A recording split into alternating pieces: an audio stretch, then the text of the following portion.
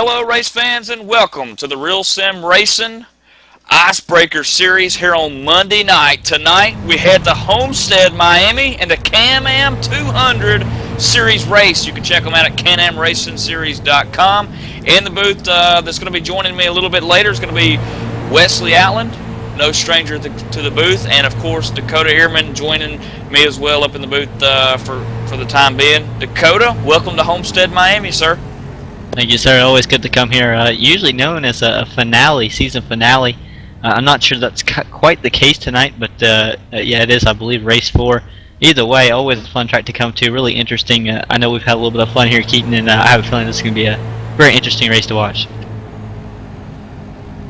And looking back at the last week, man, at Dover International Raceway, 160 laps that we took. Chad Cole, who's off tonight but being subbed in by Greg Netherwood, is leading in the points, but he won last week, leading 121 laps. And then the guy who come out of nowhere, Chris Cable, who led 29 laps earlier in the race, but couldn't quite get the move on Chad there for the win. But Chris Cable finishing second. And you did say Chad Cole has a lead. He did lead 121 laps. He has a 21-point lead over John Abbott. Finishing third last week, though, kind of a surprise to me. Rick Fouts, he's did it very nice last week. After starting 16th, was able to run up to, I believe, the third position. So that was very, very strong for him. And Cale Dresbach finishing fourth after starting in the 7th position. And speaking of starting in the back, talk about from the Wolf Motorsport team, Wyatt Wolf Jr. starting 36th in that 63 machine, going to finish 5th last week. Mike King also starting all the way near the back, 32nd, picking up a 6th place finish as well. Jose Gonzalez, I think I actually finally got that name right, finished 7th last week after starting all the way back in the beginning. He's even further than Mike King by 2 spots, 34th. What a great run for him all the way through the field. Very nice job to that young man. I believe he is a foreigner, if I'm correct. Brian Harvey, 8th last week after starting 11th, so just a small pickup, but it's enough that it'll do him some good. And then rounding out the top 10 last week at Dover, Ronnie Potts finishing 9th, and Glenn Campbell, another one of those guys that started near the back in 35th place, finishing in the 10th spot.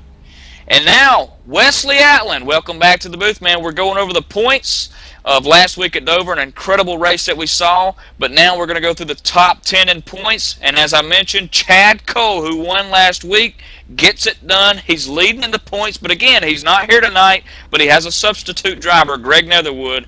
He sits first in points, Chad Cole. Absolutely. We welcome you to ETV Live Online Auto Sports Entertainment Network coverage of the Can-Am Series 200 here tonight from the Homestead Miami Speedway, a production of the Lederman Sim Broadcasting ETV Live. And I'll tell you what, man, give you a rundown of the top 10 of the points. We're still getting my information opened up right now as we speak.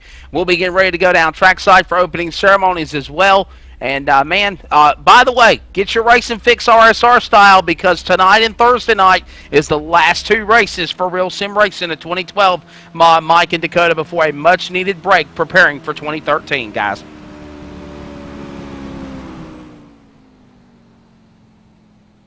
And you got to know our cameraman, John Wessling. He is the cameraman tonight, John Wessling, as always, joining us tonight. You got to know he's really anticipating that nice long break there, guys. The 2-week vacation, absolutely. And then we'll come back again with a great 2013 kickoff this tonight here at Homestead Miami Speedway. The Icebreaker Winter Series getting ready to go here very, very shortly. We'll go down trackside for opening ceremonies. Michael Keaton, can you give us a rundown of the top 10 in points real quick, buddy, as we're still getting set up to go racing? Yeah, Chad Cole picking up the first win of the season last week again at Dover Speedway, and John Abbott sitting second in points, as Dakota mentioned, 21 points behind. Mike King sits third, 29 back. John Hanna Jr. also looking for the first win of the season. He's got 1 top 5 so far. John Hanna Jr. sits 4th. Doug Roth is 5th. Joey Katina 6th, 36 points back. Terry Lane also, he's being subbed for tonight by Ben Burnett as well, so keep that in mind as we go into the race. But he's also 36 points behind. Mike Montesi cracking the top 10. He's in 8th. Dwayne Vincent, 9th, 46 behind. And Bobby Wetzel, a guy who won it a couple of weeks ago, Wes, 49 points behind the leader, Chad Cole. No doubt about it. Of course, we're getting ready to go here, and we'll be ready to drop the green flag and go 130 laps around Homestead Miami Speedway as the best of the best of the RSR Icebreaker Winter Series. Ready to go at it. And, by the way, want to send out Merry Christmases to everybody tuning in to the broadcast. Hope you have a great, great Christmas holiday season. And we continue, and we thank you for your continued support, is what I meant, of the RSR Full Throttle Cup Series, as well as the Icebreaker Winter Series, and the new Outlaw Truck Series. Michael Keaton, that was an exciting race on Thursday night. What a wild finish at Talladega for the trucks, buddy, and a unknown surprise, the pumpkin, Dwayne Vincent, picking up the victory. Yeah, great win for Dwayne Vincent. An awesome truck race. Can't wait to do Thursday night's race. It's going to be fun. Ready to go down trackside now for our opening ceremonies. The Cactus Cuties with the national anthem, the greatest song to represent our country. And while you hear the playing of our national anthem, please say a quick prayer and keep your thoughts and prayers and condolences with those Connecticut victims, the 26 lives lost in that Sandy Hook Elementary School massacre shooting.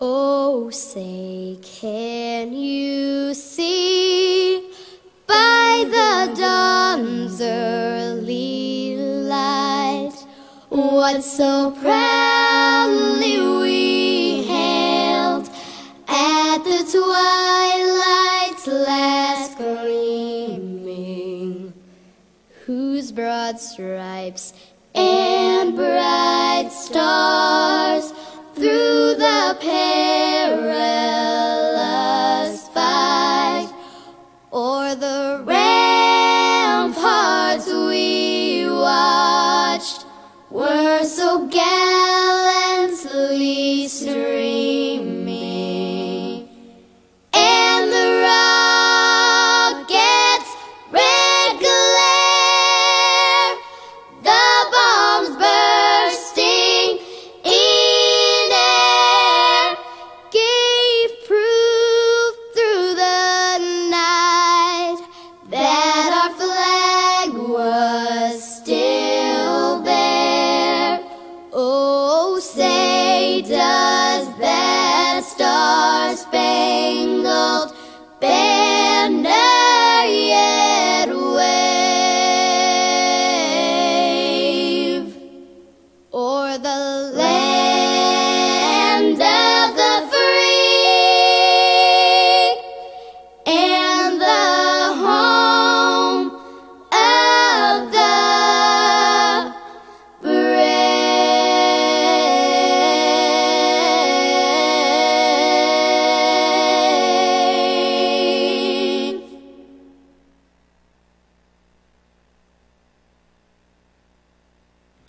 Ladies and gentlemen, the field now getting ready to grid. Let's go down trackside for the command to fire the engines here in the Can-Am Series 200 at Homestead Miami Speedway. Gentlemen, start your engines!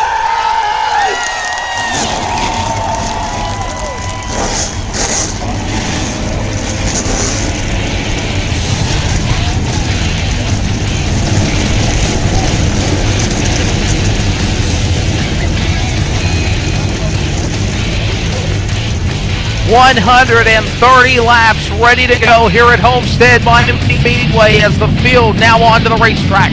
Taking a look at your starting lineup on row one, the 78 of Rick Fouts with a speed on the pole of 31.939 seconds to his outside. The 11 of Jose Gonzalez, two Michael Keaton.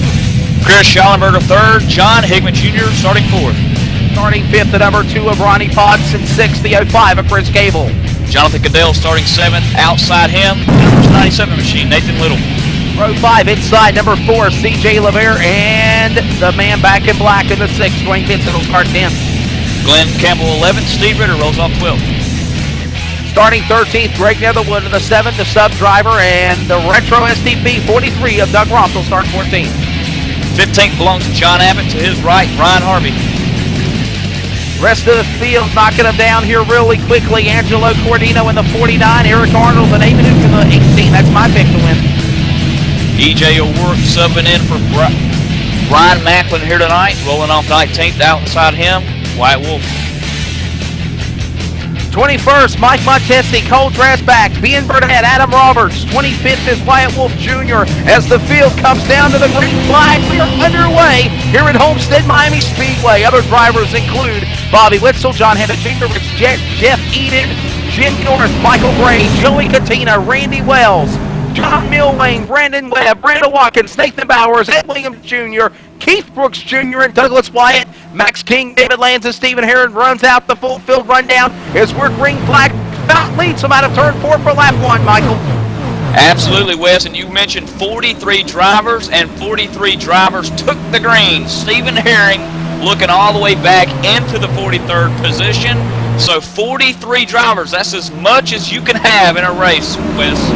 In the early going battle going on for that number 3 spot, the 60 car, Jose Gonzalez under attack as John Higman Jr. trying to peek on his inside. They go down the back straightaway into turn number 3. Now here comes the 60 of Higman. He'll pull back under the rear deck lid of the 05 of Chris Cable. Now Cable's up under Gonzalez's rear deck lid. They'll come out of turn 4 to put lap 3 on the board of completion this time by.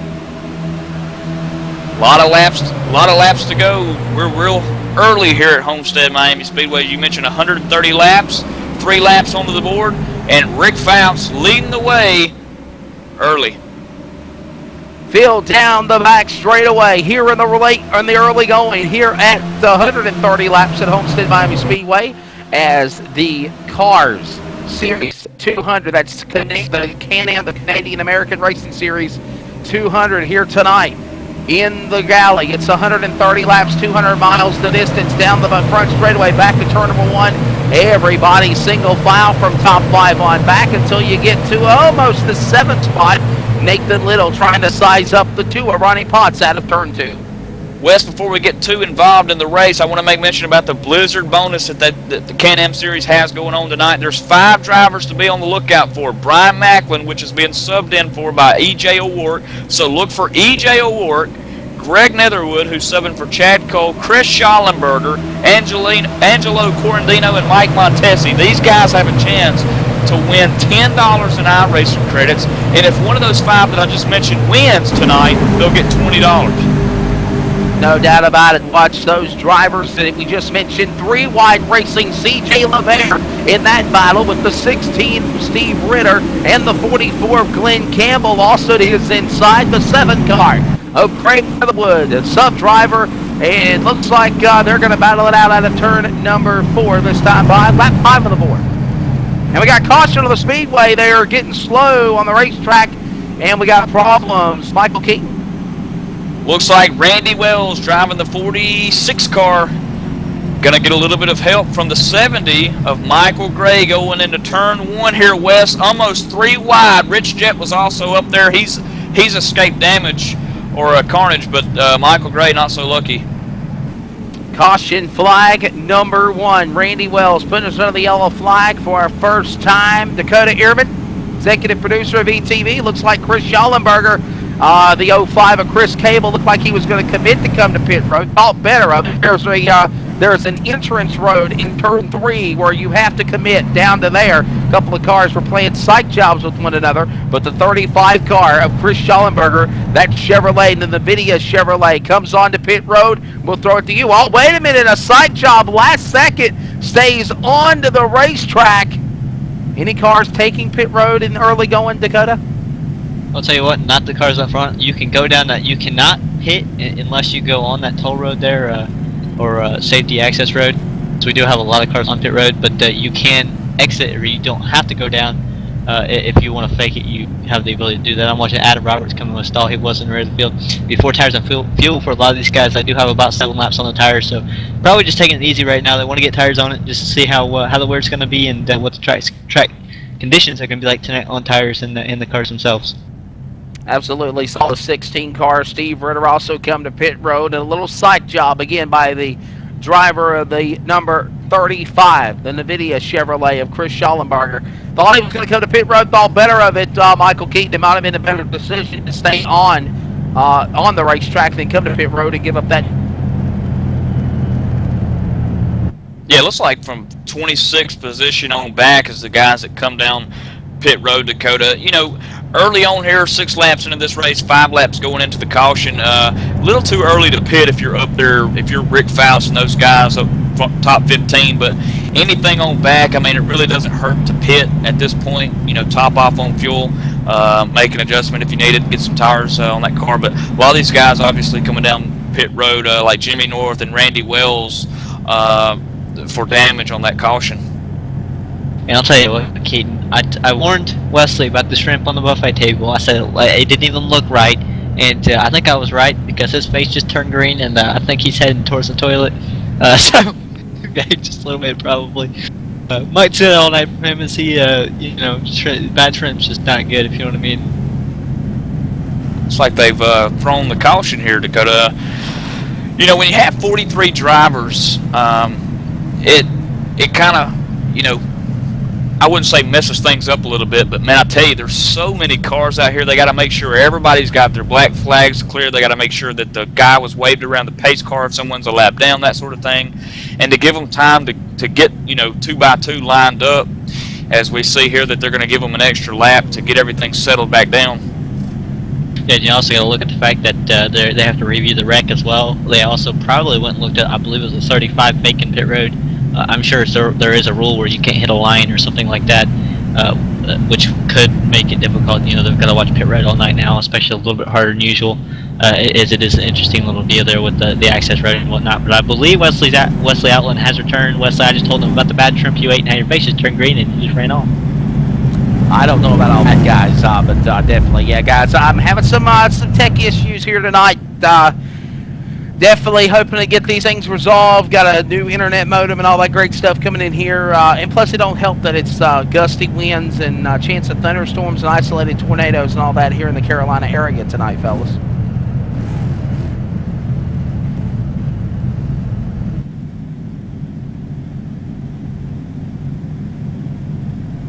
Anyway, guys, so the field should be set to take the green flag this time around. Yeah, looks like they've got it settled back out. Randy Wells was actually the man that they give the EOL penalty to, and him and Jimmy North, I tell you, both of those guys collected up each other, took each other into the outside wall, and both cars have a little bit of damage, especially Randy Wells. The 84 Jimmy North might have got the better end of the deal. He was caught up in the wreck, but looked like the pit road crew got it fixed for him.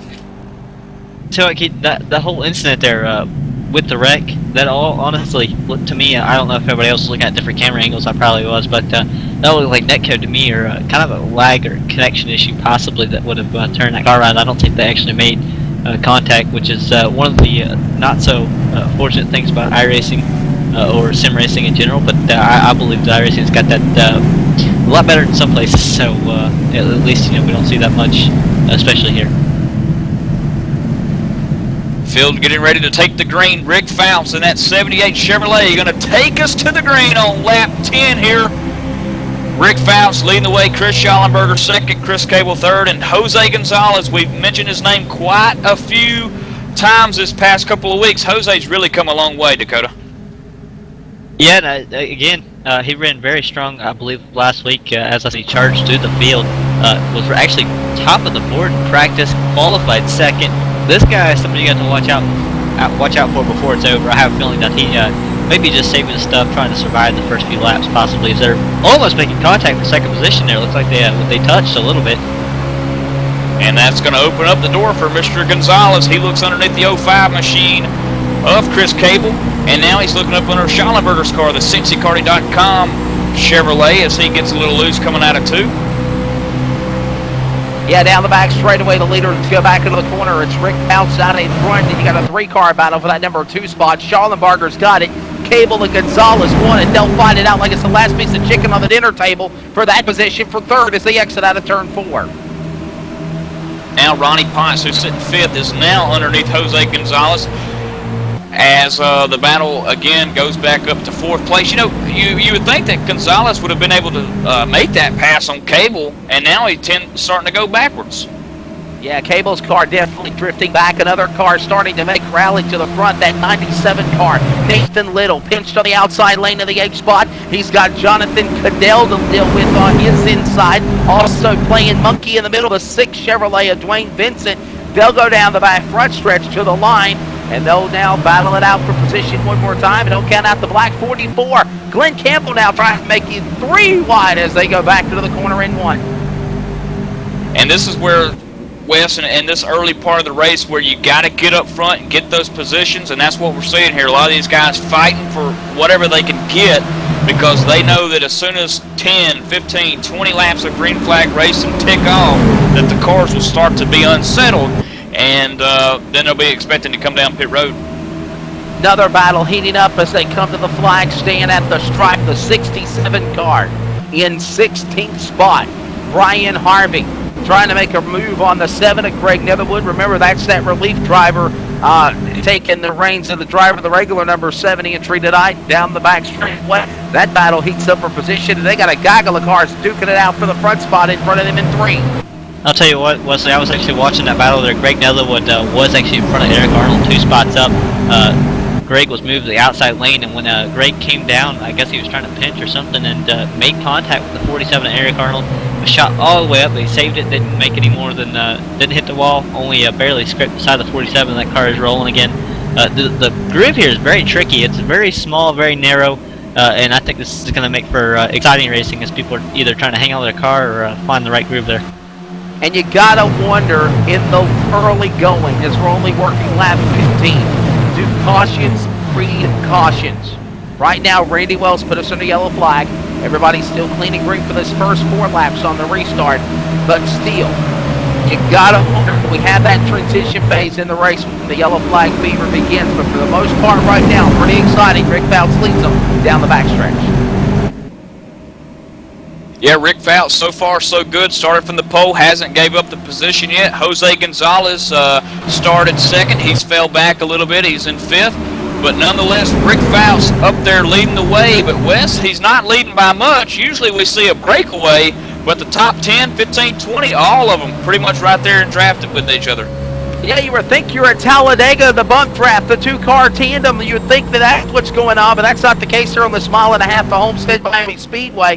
Here comes the 05 of Chris Cable for 3rd spot. He'll try to close in on Schallenberger for that position of the NVIDIA Chevrolet in the number 2 position. Meanwhile, from 5th, 6th, 7th on back, they're single file. Behind them, it's a hornet's nest with a gaggle of cars fighting for position out of the turn.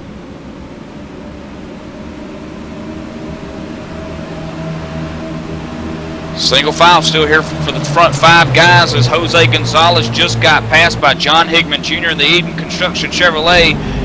Jose Gonzalez might be battling a right front here, guys. Looks like that right front's wearing down kind of early, too. He's gone from 2nd all the way back to 6th, and as you mentioned, the Tabasco Dwayne Vincent machine, he's now back behind him trying to make into his way into the top 5. No doubt about it. Another battle heating up as they exit out of the corner.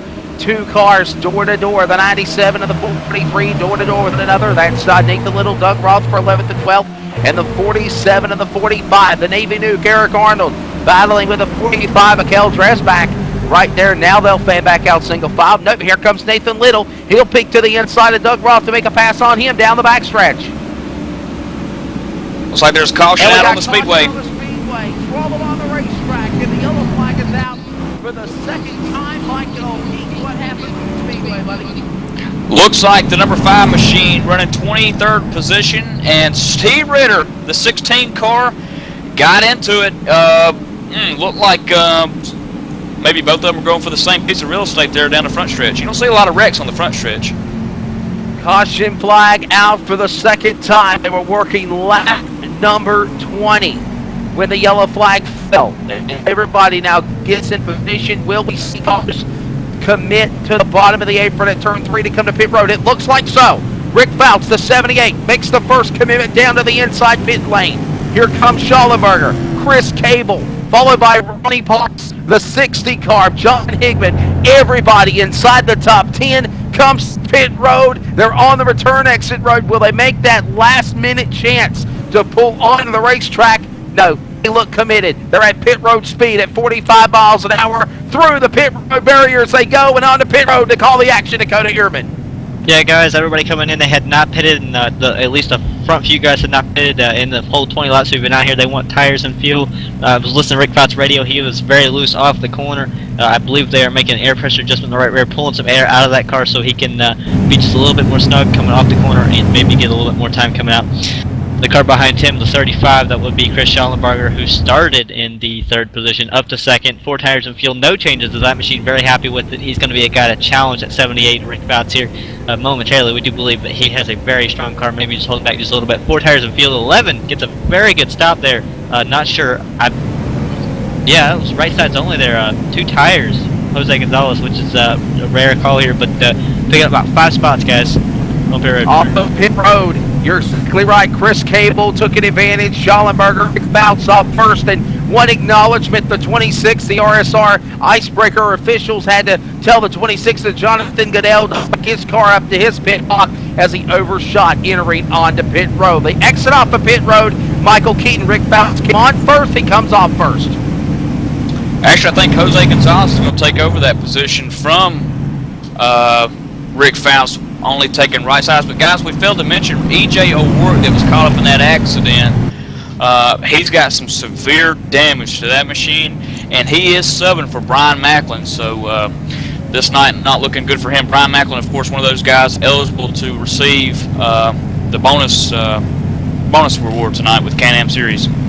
Would you like to win a VRC MK2 virtual racing seat? Well, it's your chance coming up in 2013 with the RSR Full Throttle Cup Series. A racing simulation cockpit designed by championship race car driver Bob Earl is up for grabs for the 2013 Full Throttle Cup Championship. Who better than a real race car driver to design a simulation racing cockpit than Bob Earl? As a former race car driver, Bob Earl certainly knows what it means to have a comfortable racing seat. The design features a fully adjustable seat and frame. Additional monitor stand and shifter mounts are sold separately. Proud sponsor of the 2013 RSR Full Throttle Cup Series, a high quality and affordable alternative priced at just $349 plus shipping and handling. See it now at BobEarlRacing.com. Order yours today at BobEarlRacing.com. What a great Christmas gift for the holidays and getting one of those VRC MK2 virtual racing seats from Bob Earl Racing. Never too late to add it to the Christmas list, Wes. Bob needs to create next, Dakota Ehrman, a broadcast simulation seat for ETV announcers. What do you think? Yeah, I think we talked to him about that before. You know, just strictly for us. You know, we could a little bit of, well, maybe lower the price a little bit. You know, just get it out to us. Maybe. No doubt about it. We'll have to look into that. Pace car back in behind pit road. Green flag back in the air. We're ready for the lead restart. Jose Gonzalez sounds like a baseball player name. He's the man that's not in front of that number 11 NVIDIA Logitech Chevrolet. 2 car battles battling for second up behind the leaders at a 2. Yep, Jose Gonzalez getting a really good restart there. Speaking of just only right sides on that machine, as Chris Schallenberger swallows the second place from Rick Fouts. Rick Fouts might be in trouble. Dwayne Vincent underneath out of 4, though. Vincent's got an issue. Here comes Chris Cable and Dwayne Vincent on the inside of the 78 car as they go down into turn number 1. Vincent will clear Fouts' Chevrolet. Now he'll set his sights on the 35 of Chris Schallenberger. He'll close in on him as they exit off of turn number 2. Problems on the 78 car. We got one car down in the grass. He's off the pace. He's out of harm's way. No caution flag yet. And we are got a 4-car battle for 3rd and 4th and 5th through 6th as they exit off turn 4. Yeah, Rick Fouts up there on that high lane as well. He's got John Hickman Jr. in the 60 right behind him. That's not where you need to be. That's where your tires start to wear out. Oh, and he's going to come down on Dwayne Vincent, but they escape damage. Pretty big, scary moment right there a moment ago. Rick Fouts and Dwayne Vincent, and cars slide up the racetrack with Chris Cable as well. Ladies and gentlemen, when they come to the flag stand, they'll be working lap number 26. On Friday, this past Friday, in Newtown, Connecticut, we lost 26 victims in a senseless tragedy at the Sandy Hook Elementary School. This lap, this Crank It Up, is in honor of those lost souls on this Christmas holiday.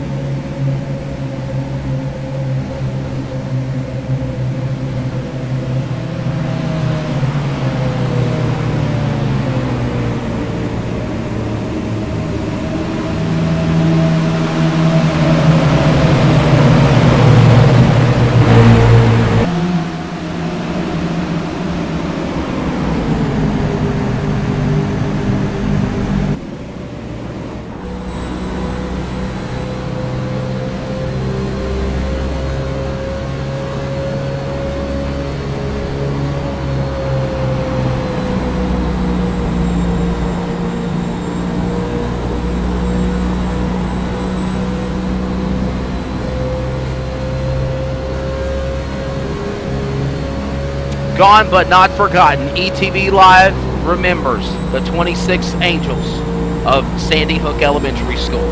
Hey, Jose Gonzalez, the 11 car is your leader. Dakota and Michael, you guys call the action. We'll be right back, and I'll tell you what, some great racing right now. Gonzalez holding off all comers in the early going here at Homestead.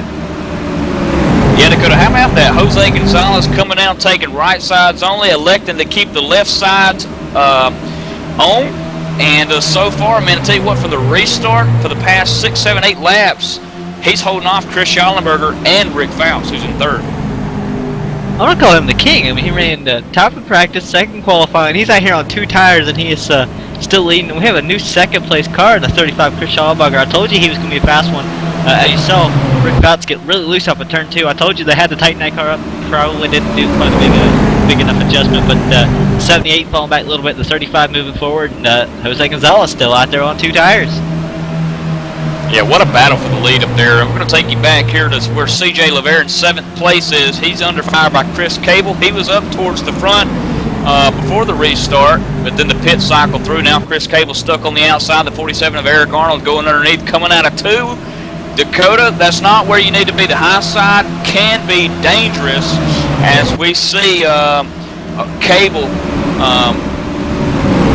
stuck up out there. Yeah, Steve Ritter just came off of pit road, so I'm not sure what happened to him.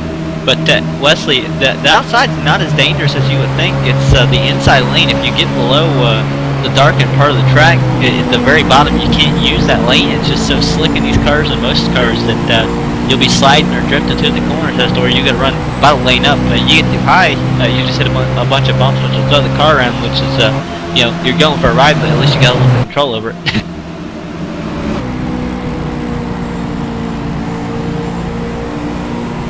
As we have a change for the lead, the 35 going around Jose Gonzalez on 2 tires, and Chris Schallenberger on those 4 tires, finally getting around him. So actually, Jose Gonzalez kind of hanging in there tight.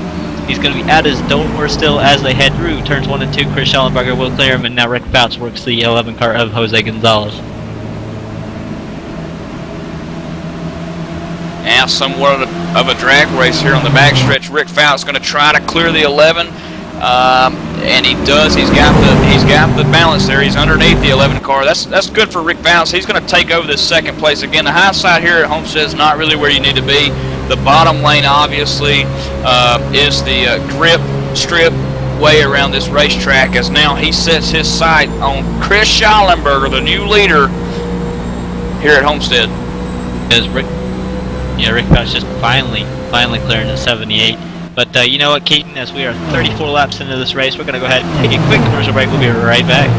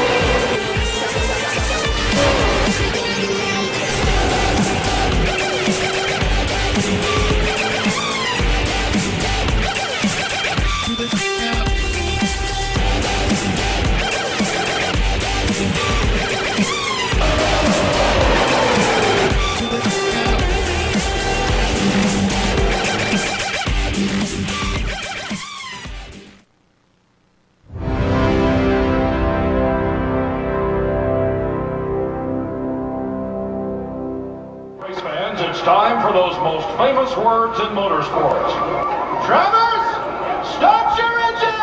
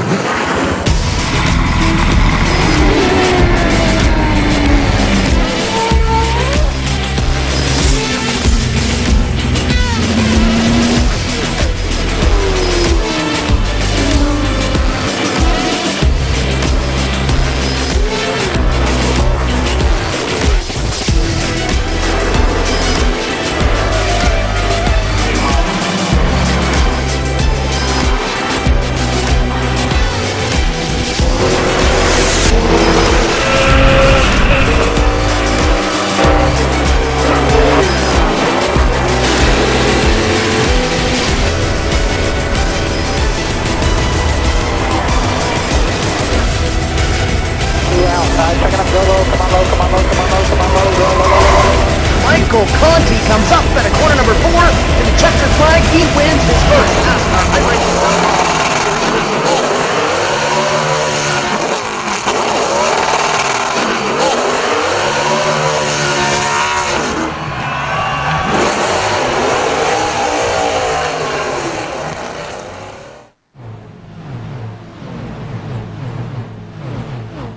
Blimview, high above the 1.5 miles of Homestead Miami Speedway. Welcome back to ETV Live Network, the leader in sim broadcasting coverage of racing action of the Icebreaker Winter Series from the Real Sim Racing folks.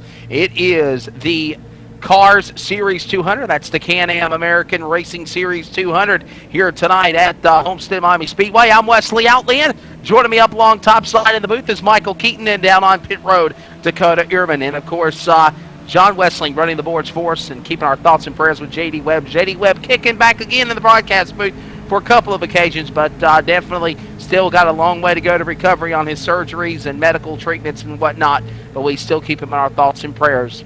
As we are back to green flag racing, it is underway. Rick Fouch, man, back out in front again. Whatever problems he had, whatever they were, not bothering that 78 National Guard Chevrolet anymore. Michael Keaton, he leads him down the backstretch, but you got a 5-car battle, a Huss and Tussle, mano-a-mano battle for second after turn 3. Yeah, and Fouts had to work through that, so just showing you how stout that Fouts car is. And then you see Jose Gonzalez, man, me and Dakota were talking about how he only took right sides last time in caution down pit road. This guy's still hanging out in the front. You're talking about someone who's competitive. Jose Gonzalez, he's up there. He's getting passed by Dwayne Vincent. Now John Hickman Jr. in the 60 works underneath out of 2. Can you kind of quote the phrase, Dakota Ehrman, that momentum is building for the 6-car Dwayne Vincent? You know, of course, he's coming off the heels of winning that exciting event at Talladega on Thursday night with the Outlaw Truck Series. And then, of course, now sitting in that number 2 spot. Could we see Dwayne Vincent put that number 6 car in victory lane here tonight at Homestead Miami Speedway? I'll tell you what, we've seen him do it before in the RSR, I believe it's a Full Throttle Cup Series TV, or I don't know, Cup Series. It's a big, long name that we have a lot of trouble pronouncing sometimes, but he's done it before. He can do it again. Yeah, Wesley knows how to do it properly, but he's done it before. I know RSR he can do Full it again. Throttle Cup Series. Yeah, there you go. But again, he's done it before. He can do it again. I have a feeling that's coming soon. It's just like he said, the momentum's building. He did do that at Talladega Super Speedway, which it's good, but it's not quite the same thing because Talladega is such a wild card. Anything can happen. Anybody can lead. I can lead laps there. So, I mean, you know, it's not the biggest deal sometimes. I mean, a win is a win, and that can be a big deal. But getting it done sometimes at a super speedway is kind of not like these tracks. And but you know, he does have the momentum going in his favor. He's just got to get up there and you know, improve his stats, or you know, finish as good as he can every week, and maybe he'll get up to victory lane sooner rather than later. Working lap number 45 this time by at the flag stand, 20 to halfway, 70 to the finish here tonight, or 75 laps to the finish here tonight in this exciting event of the RSR Icebreaker Winter Series. Another great battle I'm watching, guys, is the 13th position car, Nathan Little, under attack with Doug Roth and company, and don't count out Greg Netherwood and Brian Harvey. They're all amongst that litter of cars as well as they exit out of the corner. And the number 10, John Abbott, sneaking into the top 15 as well, Michael. Yeah, that's been a real battle here, big time in the last couple of laps. John Abbott, Greg Netherwood, Adam Robertson, now John Milwain getting his Mopar Chevy into the mix there. But yeah, those guys back there in 15th, 16th, and on back west, you know, they're separated by the leaders probably by about 10 seconds or 5 seconds. So it just kind of shows you with this long green flag run here who's conserving tires and who isn't. No doubt about it. Battle going on for position number 5. Schallenberger's got it. Glenn Campbell wants it. Campbell goes to the inside of the 35 Nvidia Chevrolet. He'll set his sights now on Jose Gonzalez in the 11 silver car as they exit off of turn number 2. Nope, not going to back off. Here they come, door to door, down the back straightaway. Campbell not backing off on Schallenberger. Barger now closes back in single file as they exit the 3. Yeah, Glenn Campbell doing a fine job getting underneath Schallenberger. Then Schallenberger, you saw charge back on the outside. That's momentum, Wes. You know, if you can get out of the corner with the momentum, then you can be fine on the outside. It's when you lose momentum going into the corner and you're stuck on that outside is where you lose every bit of momentum that you thought you've ever gained. So being on the outside isn't too bad coming off the corner, but going in, oh man, you can go back. The reviews are still piling in from emails, Twitters, Facebook comments, and much more of how successful season number 1 ended for And the Winner Is Motorsports Show tonight on ETV. Of course, big thanks to Marcus Morgan for joining me on the broadcast, as well as Mike Neff, who's been my host throughout this year. Our first year is in the books. You can join us every Monday night beginning January the 7th from 6 to 8 Eastern for season number 2 of And the Winner Is Motorsports Show.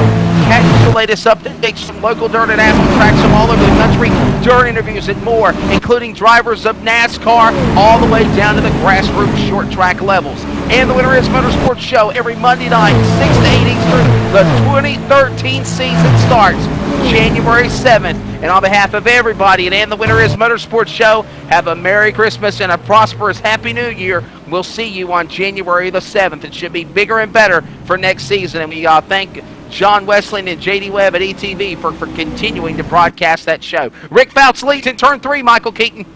Got a caution out on Speedway, Brett West. Doug Roth running 11th place. And, oh man, set off a chain reaction here in turn 1. Oh yeah, big trouble. 4 or 5 cars are involved.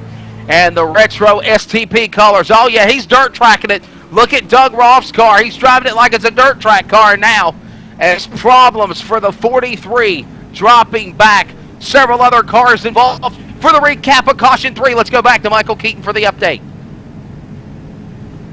I'll tell you what, I was actually watching that, and it looks like the 05 of Chris Cable just kind of getting in the corner a little bit too deep and just tags the rear end of the 43, puts the 43 around the 43, nails the wall on a few other cars. Hard hit for the 43 there, guys. Looked like he got a little tap from the 05. Chris Cable going into the corner there. You see the 43 STP blue and red Chevrolet spinning right in front of your screen there, and he's going to come up and hit the outside wall here, Wes. A lot of damage, as you said, dirt tracking, and that's not good. We're not at a dirt track. This is Miami Speedway. Absolutely, asphalt. Asphalt's for getting there. Dirt's where it's at, except for the RSR Icebreaker Winter Series, as it's the best around. Cars are on the pit road. Rick Fouts, John Higman Jr., Dwayne Vincent, Jose Gonzalez, Schallenberger, Campbell, everybody inside the top 10 comes to pit road for service with 14 laps. Now make it 13 to halfway. To pit road we go to Dakota Ehrman. Last time by, Jose Gonzalez took 2 tires, but he has been in well, he has not gotten tires in the last 30 laps. Nobody's had tires in the last 30 laps, so everybody coming down 4 tires and fuel for everybody this time. I believe we're going to see Rick Fouts again making a small right rear air pressure adjustment if he can. In the 05, overseeing Chris Cable, we have, I believe, I don't know who that was taking 2 tires, but Bobby Wetzel, again, put himself in position. He did that, I believe, the first week and ended up, or one of the first few weeks, and ended up winning the race. But guys, real fast, I have a driver standing next to me who was subbing for Brian Acklin in a 31. EJ O'Rourke, you were my pick to win the race, and you failed me here. What happened in your wreck there, bud?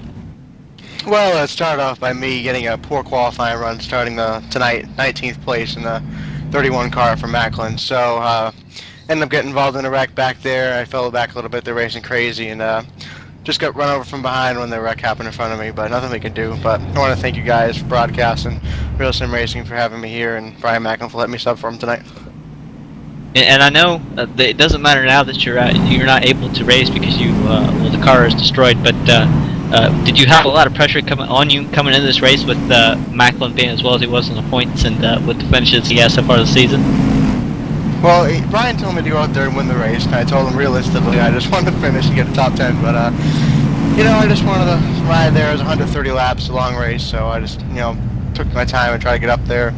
I struggle here, so I fell back to about 25th and got caught up in something. But I really enjoy running here. It's a lot of fun. It's too bad we couldn't finish it off, but the crew will get this car fixed and we'll get back out there for a few laps. Now, I believe this was one of your first times out here in this league. You want to rate your competition while you're out there? I've wrecked a lot in this league so far, but it's nothing really anyone's fault, just racing incidents. But I almost won last week in the trucks in New Hampshire, but I didn't put enough fuel in, so it was my own mistake, so it happens, I guess. Alright, well, EJ, I'm going to let you thank your sponsors and everybody else, and I'm going to let you get out of here. Well, I want to thank RSRW Sim Racing for letting me race here. I really enjoy running whatever they let me run. So, thanks to them, Motivated Eyewear, Lily Trucking, Clovo.com, everyone on the Solo 31 team. Alright, well, thank you, EJ. And there you have it from the 31 machine, or driver of the 31 machine, filling in for Brian Macklin. That was EJ O'Rourke. And again, Brian Macklin or EJ O'Rourke having a chance here tonight with Dakota to win $10 and potentially $20 if he'd have won it. So now that brings us to 4 guys, which Greg Netherwood subbing in for Chad Cole. He's one of the guys that stands to win some money tonight. Chris Schallenberger, who's up in the front, Angelo Correndino, and Mike Montesi. These guys all having a shot at winning $10 tonight. To the highest finisher out of all those guys right there that I just named, the highest finisher will win the $10, and if they win, they'll get the 20. So a little bit of money on the line. 10 or 20, some people might say is not a lot, but in this economy anyway, it goes quite far, especially in iRacing Sim or on iRacing.com. You can actually do quite a bit with $20. So I wouldn't mind that, that's for sure. So these guys, you know, payday would be nice for them. I'm telling you. But as we get set for the restart, Rick Fouts up front, Alan Potts, I believe that's, I don't know why I'm saying Alan Potts, that's Dwayne Vincent on the outside of him. In third, we have, I'm looking at the 60 car of John Hickman Jr. I believe we haven't seen him most of the race. The third, in fourth position with the 35 of Chris Schallenberger. In fifth, we have Glenn Campbell in the 44, Michael Keaton. And we talked about the 05 machine overshooting the pit stop, Dakota. I'm trying to find out where exactly he's at on the racetrack, but it doesn't look like he's in the top 20. No, he's in 34th. Yeah, 34th. Wow. What a difference, huh? I wonder if they didn't keep him there longer for maybe just a little bit of service. Maybe he lost so much time that they decided to put him in the back. As the field takes the green flag, Rick Fouts gets a great jump on the restart. Glenn Campbell not quite able to get the restart he needed on the inside there, just a few spots back though. And of course, Rick Fouts will lead that lap, come down in front of John Hickman Jr., who's second. Dwayne Vincent mounting up a little bit of a charge on the outside as he exits 2. Looks like the 60 machine going to put the little block maneuver on him and force Dwayne Vincent to the outside. I believe this is the highest John Hickman Jr.'s been all night.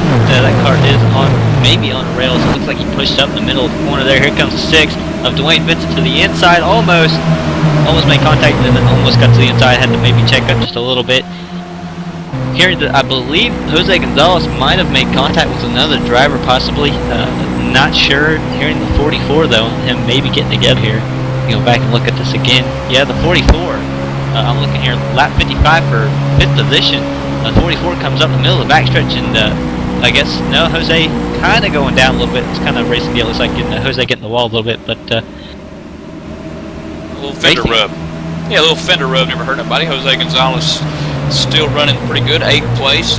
You know, you talked about him last pit stop taking just right sides only, and then last pit stop taking all 4 tires. And man, what a change in track position for him. He's running 8th, and you know, that Don Q looking car. It took the Rums of Puerto Rico off and put the Miami Dolphin logo on there. And again, it's like I said, it's a really narrow line. So I mean, really hard to pass here anyway. So get back there, even off 4 tires. They better be on your competition. At least better be on really old tires if you're going to go anywhere.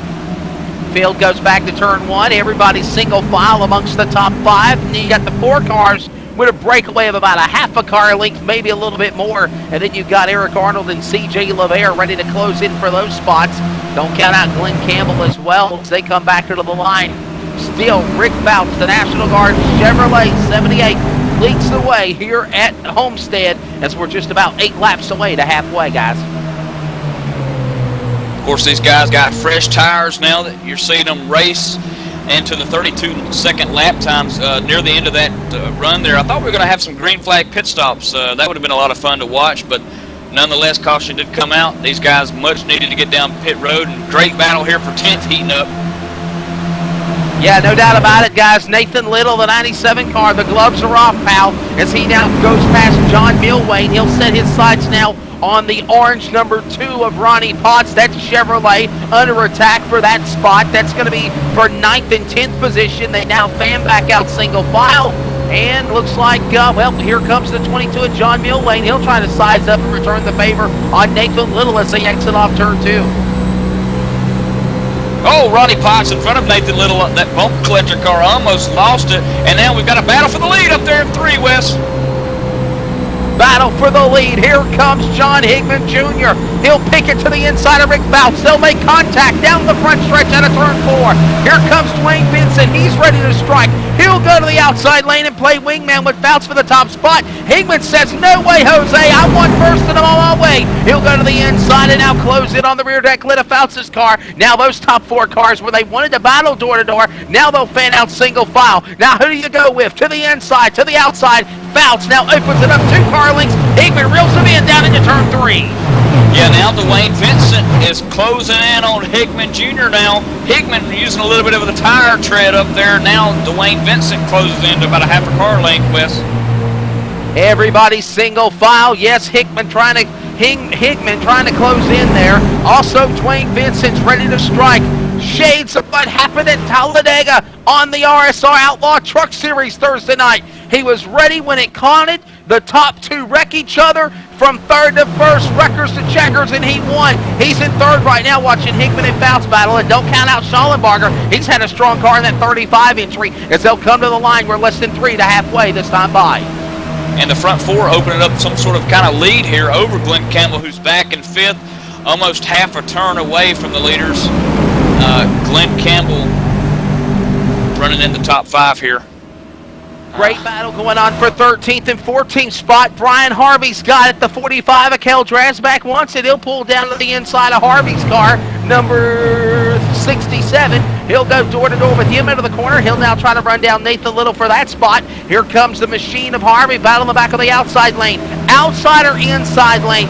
Which lane is the fastest? Where do you go here at Homestead? And can we possibly see that precision banking work where even the middle lane opens up for great racing? Michael, let's we're 2 to halfway. Well, I've seen some impressive runs here on the outside. Rick Fouts showed a little bit of power on the outside a couple laps ago when he got regained the lead, and there again with John Hickman Jr. You saw that the near pass for the lead. John Hickman Jr. was underneath Fouts moments ago, but still the 78 of Fouts with the momentum coming off the corner. So it's kind of hard to tell right now, but the progressive banking here, as you mentioned here at Homestead, can come into factor here with fresh tires, but probably not old tires. Working halfway, flags next time by. Rick Fouts is out in front. John Hickman Jr. second, Dwayne Vincent third. Here comes Hickman. He'll pull to the inside of Rick Fouts for halfway. Who's going to get the halfway bonus money as they go into turn 3? Door to door. Hickman's got to run in the corner. He gets fishtailed in the exit of the apex in turn 3 and 4. To the line. Hickman's got momentum. Now Routes Haas, Machine and Vincent hook up with him. The draft will work on the outside. At halfway, Rick Fouts will lead at the cross flags. Fouts 1, Hickman Jr. 2, Vincent, Schallenbarger, Campbell, your top 5. How about Dwayne Vincent coming up to Fouts' bumper, giving him the nudge and the go-ahead, buddy, to keep the lead, man. I tell you, that's some fun racing at Homestead. Bump drafting works. It was all drafting. It was bump drafting. You don't have to be on a 2 or 3 mile track like Talladega or any other event. It's like I've told people before, even in reality racing. You can bump draft in go-karts. You can bump draft in a short track. It doesn't have to be a super speedway. Drafting, the air's all around you, no matter what size the track is. We're at halfway, just past halfway, working lap 67. Rick Fouts, John Hickman Jr., Dwayne Vincent, Chris Schallenbarger, and Glenn Campbell are your top 5. The bottom 5 is Eric Arnold, C.J. LeVere, Jose Gonzalez, Ronnie Potts, and John Milwain. And we'll take a break. We're going side by side. You won't miss a thing. We'll be back. If the first half was exciting, the second half looks to be even more. This is the Can-Am Racing Series 200 from Homestead Miami Speedway on the ETV Live Online Auto Sports Entertainment Network, the leader in sim broadcasting.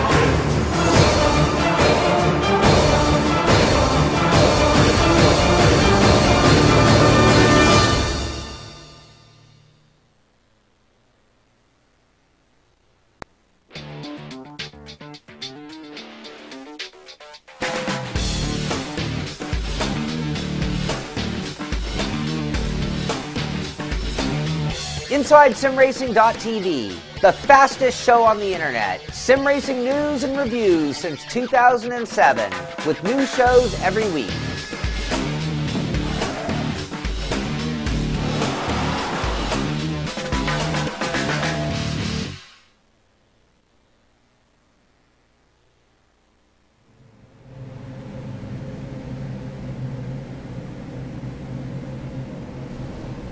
Welcome back, ETV Live, the online auto sports entertainment network, the leader in sim broadcasting. And this is Monday night's tradition during the winter. Who says we're taking time off during the winter months? Merry Christmas, Happy New Year to everybody. This is the final RSR Icebreaker Winter Series event of 2012. We're at Homestead Miami Speedway. We've got a caution on the Speedway. What's going on, Michael Keaton? Yeah, it looks like we've got a caution. Trying to roll my monitor back here, Wes, to figure out exactly where you got it, Dakota? Dakota Ehrman, what you got for us, buddy?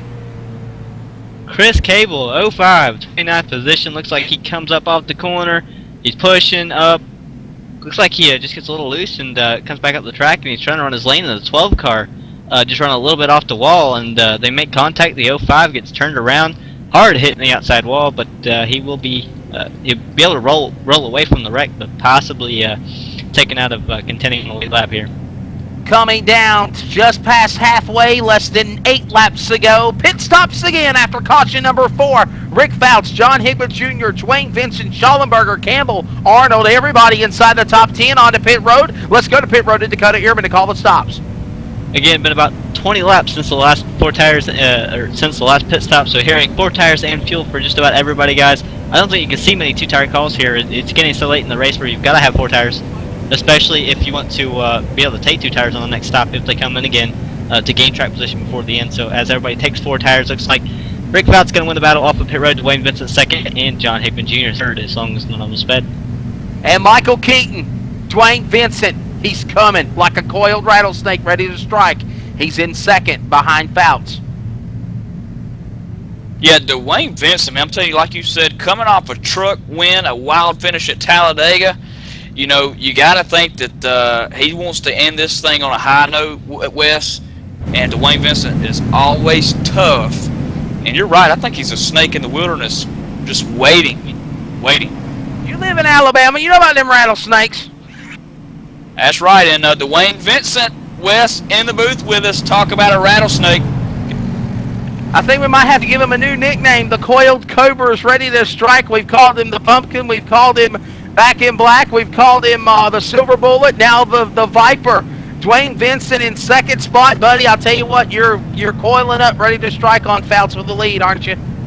Yeah, Chris Schallenberg and myself, we're just kind of hanging back and hopefully let them wear their stuff out, man, and see what happens. Trying to be patient. Absolutely. Yeah, Jimmy North gets the wave around the pace car. Of course, under the yellow flag again with the 05 of Chris Cable putting us under the yellow flag. Tough break for him. He had a great run going for him as we are now 10 laps past halfway. Working now almost 130 laps is the distance here tonight at Homestead Miami Speedway. Man, I mentioned it in the broadcast at the top, talking to Dakota and Michael in the booth, and winning this race, you know, winning at Talladega last Thursday, does that kind of help carry the momentum for you going into tonight's event for Homestead? Yeah, I would like to think so. Yeah, it does. It is a confidence builder, if anything. But it's tough, man. It's hard to pass. It's hard to pull away from somebody. So just trying to, like I say, save the tires and not race so hard at the beginning of the run. So hopefully I'll have some at the end. And Dwayne Absolutely, here, well, buddy, thank you so much. Dakota Ehrman's got a question. Yeah, I was wondering. You said you was going to try to save the tires. How important are the tires here? We saw Jose Gonzalez take 2 tires and manage to stay up there for at least a good 10 laps, possibly. And also, can we see you take 2 tires on a later pit stop? Possibly.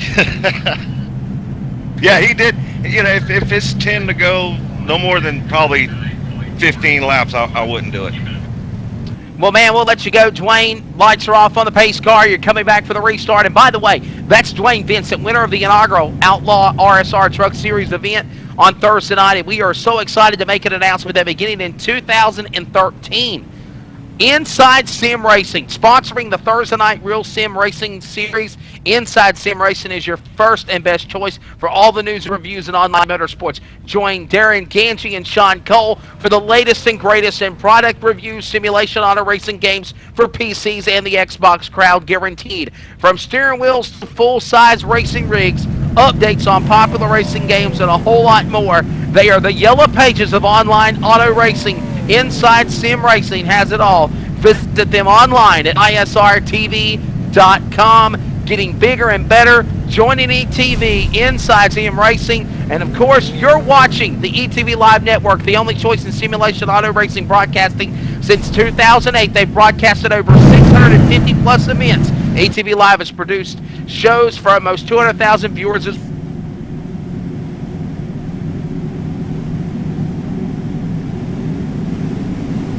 And here we go, back to green here, Dakota 78 machine. Rick Bounce taking us to the green. We just talked to Dwayne Vincent. He starts second.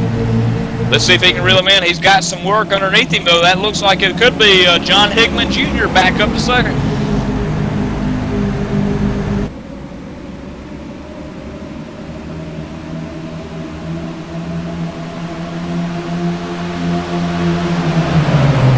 And we are back green flag racing. Sorry about that. I was trying to get Dwayne Vincent on the radio because I do know that he has pulled it behind the wall and in the garage. Unfortunately, Dwayne Vincent night is done. As I hear Keaton say, "What? Dwayne Vincent's done." Or David Lanza, I'm sorry. Okay, good. I was thinking maybe I just got disconnected too and it's lagged or something. But up front, Rick Fouts, as he has John Hickman Jr., actually just got around Dwayne Vincent. Dwayne Vincent still on track as David Lanza that is out. My bad. But watching John Hickman Jr. try and work over that 78 of Rick Fouts, as I did say, or as Dwayne Vincent said, he is trying to lay back and be patient, as well as the guy behind him, his teammate Chris Schallenberger in a 35 machine. Looking back in 5th position, Eric Arnold, the Navy Nuke. He's worked his way up a few spots. He is on a roll. He usually, most of the times when we see him in victory lane, he comes up towards the end of the race and kind of sneaks up there, so he's a guy you want to keep your eye on, especially right about now. 6th position, a guy you also want to watch. He's been fast in practice. He was top of the board, literally. Qualifying, he qualified 2nd. He took 2 tires and he was up there for a little while. I think he got backed up, getting in contact with a 44. He just lost a few spots. A few restarts gets with caution on Studio. That was Jose Gonzalez. Going to try to go back and figure out where the caution's at now. Ooh, I found it. Big one. 60, or I'm sorry. I'm thinking the 61 of Wyatt Wolf, actually. That's what I'm seeing. And in the 84. Oh, Dakota? Yeah, it might have happened right in front of the 60, though. Jay Randall Watkins in a 3-car. Oh, he's going to come down. Oh, he's going to come down pit road speeding. Probably going to get a penalty there. But yeah, or 61 machine, Wyatt Wolf. It might have started somewhere in that vicinity. I found the official start of it. I'm pretty sure. As I'm looking here, it's the 85 Nathan Bowers in 3 and 4 for 21st position. He goes into the corner. I'm thinking I see just a small bump from the 91, excuse me there. Knocks the 85 sideways. The 91 checks up and looks like everybody else behind him. Nowhere to go. The 3 runs over the back of the 91. The 12 gets in it just a little bit. Just checking out the whole field there. And will that bring leaders back down pit road here, Dakota?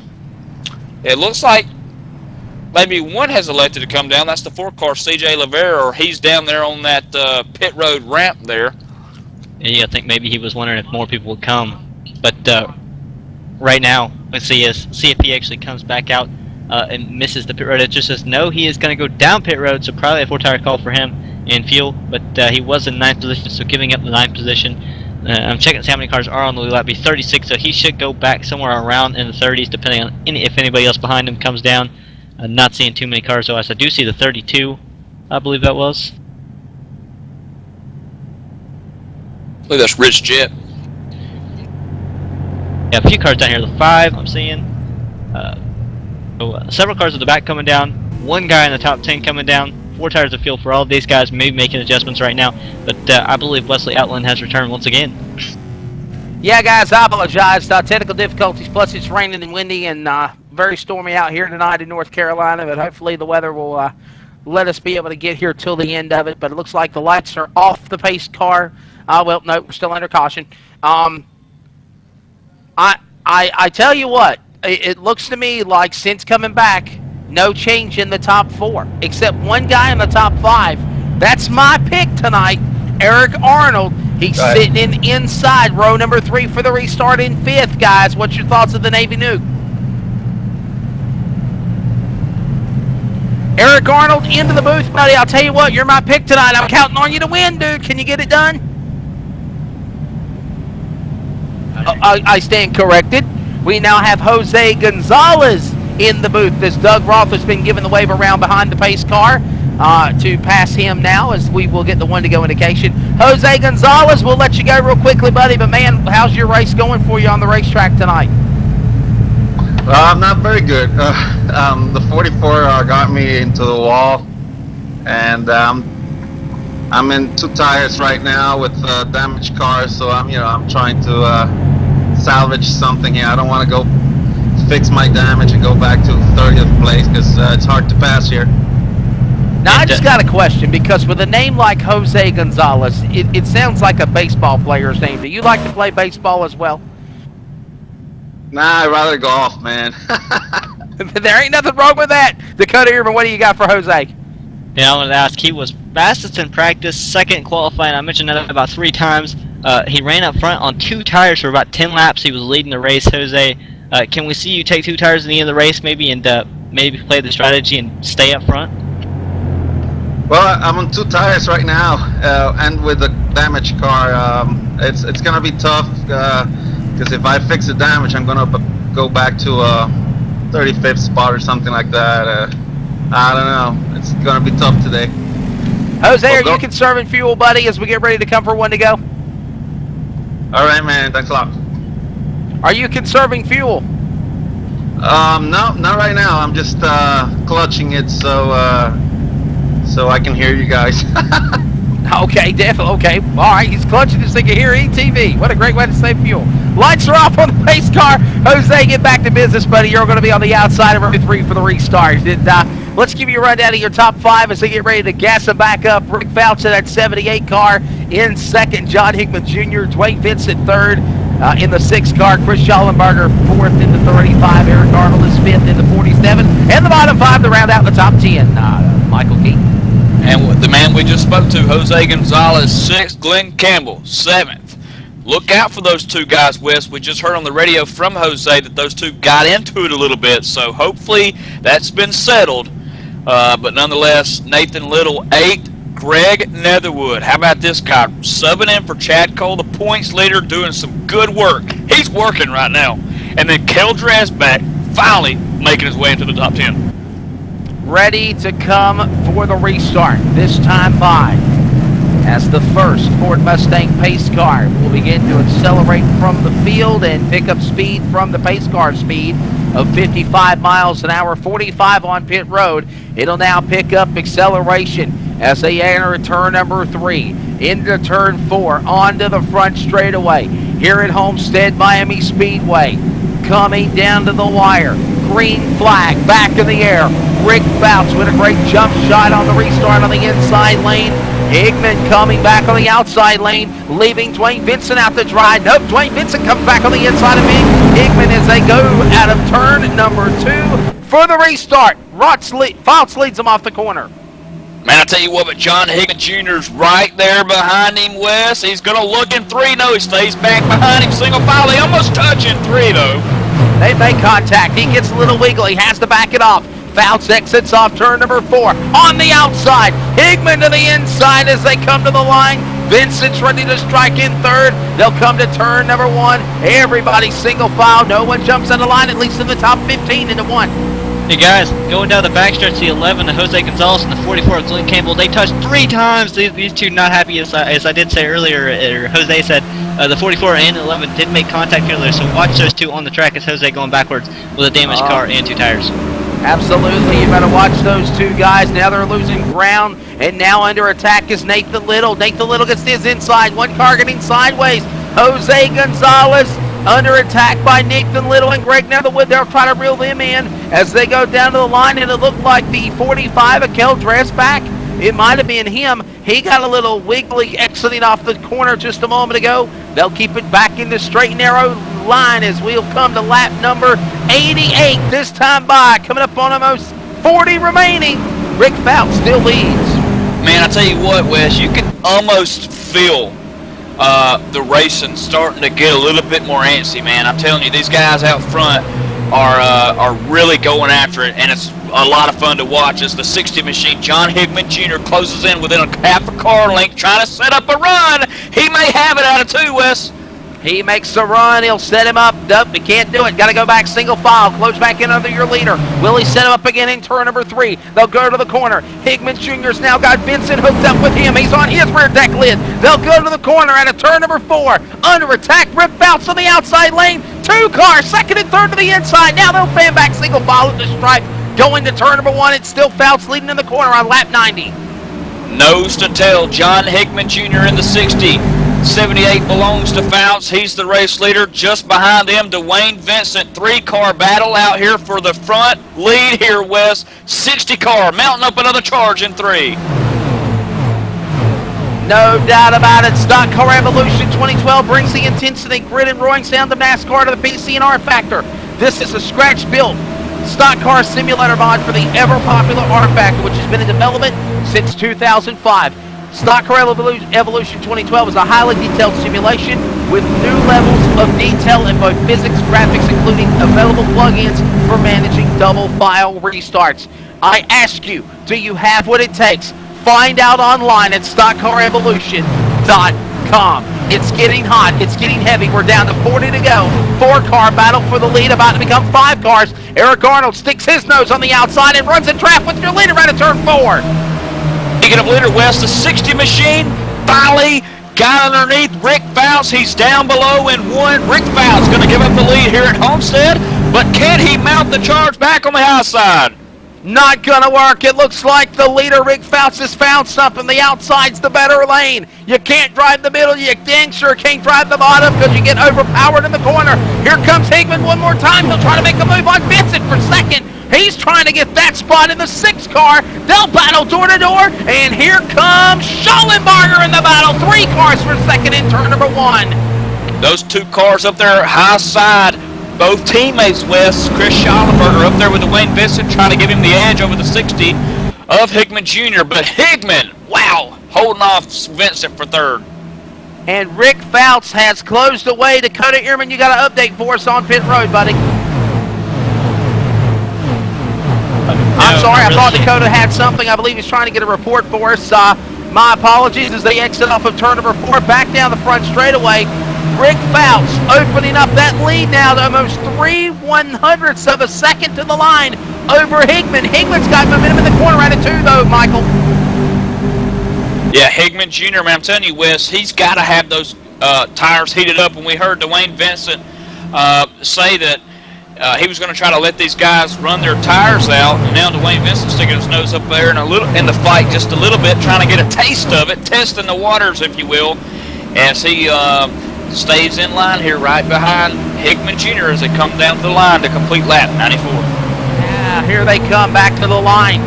Fouts, Higman, Vincent, Schallenberger, Arnold, all going at it off of turn 2 onto the back straightaway. Nobody breaking out of line, and it's everybody single file. Michael Keaton, they might be thinking to themselves, we might need to be a little bit more patient as they come to turn number 4 at the line.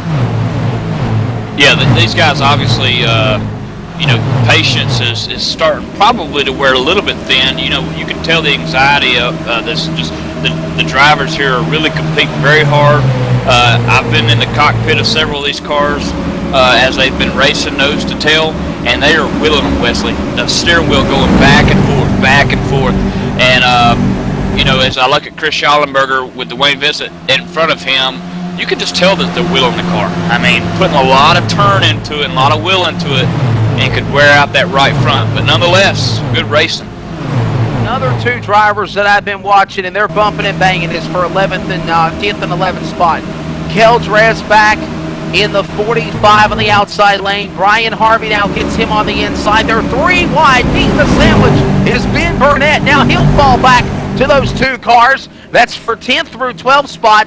They go down the back straightaway as now Kel Dresbach and Brian Harvey go mano-a-mano again, racing for position in turn 3. And there's been numerous times in this race, Michael Keaton, we've mentioned that battle they've had with each other.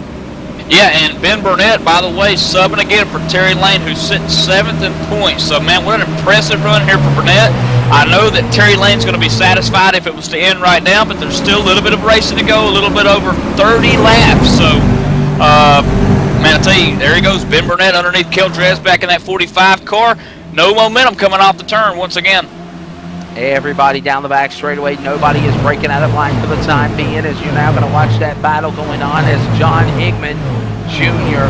slowly but surely trying to close in on your leader for the top spot. He tries inside, he tries outside, back single file at the stripe. Dwayne Vincent, Schallenbarger, they're ready to gang up on him and take him away like candy from a baby as they exit out of turn 2. Here comes Higman, he'll try it one more time. He wants to make the pass on Fouts for the lead in the 78 car, Michael Keaton, but if he makes one wrong slip, Vincent, Schallenbarger, they're ready to strike. Yeah, one wrong move, Wes, and John Higman Jr. can take the lead over just like that. So just at a snap of the finger, but Rick Fouts doing an outstanding job. So far probably led the most laps. I don't think anybody would disagree with that. So Rick Fouts, nonetheless, up there out front doing a nice, fabulous job. John Higman Jr. as well, man. I'm telling you, he's been all over the back door of Fouts. Here he is coming off 2. Real close to the bumper. He's going to try to mount up a run here, maybe sneak underneath. No.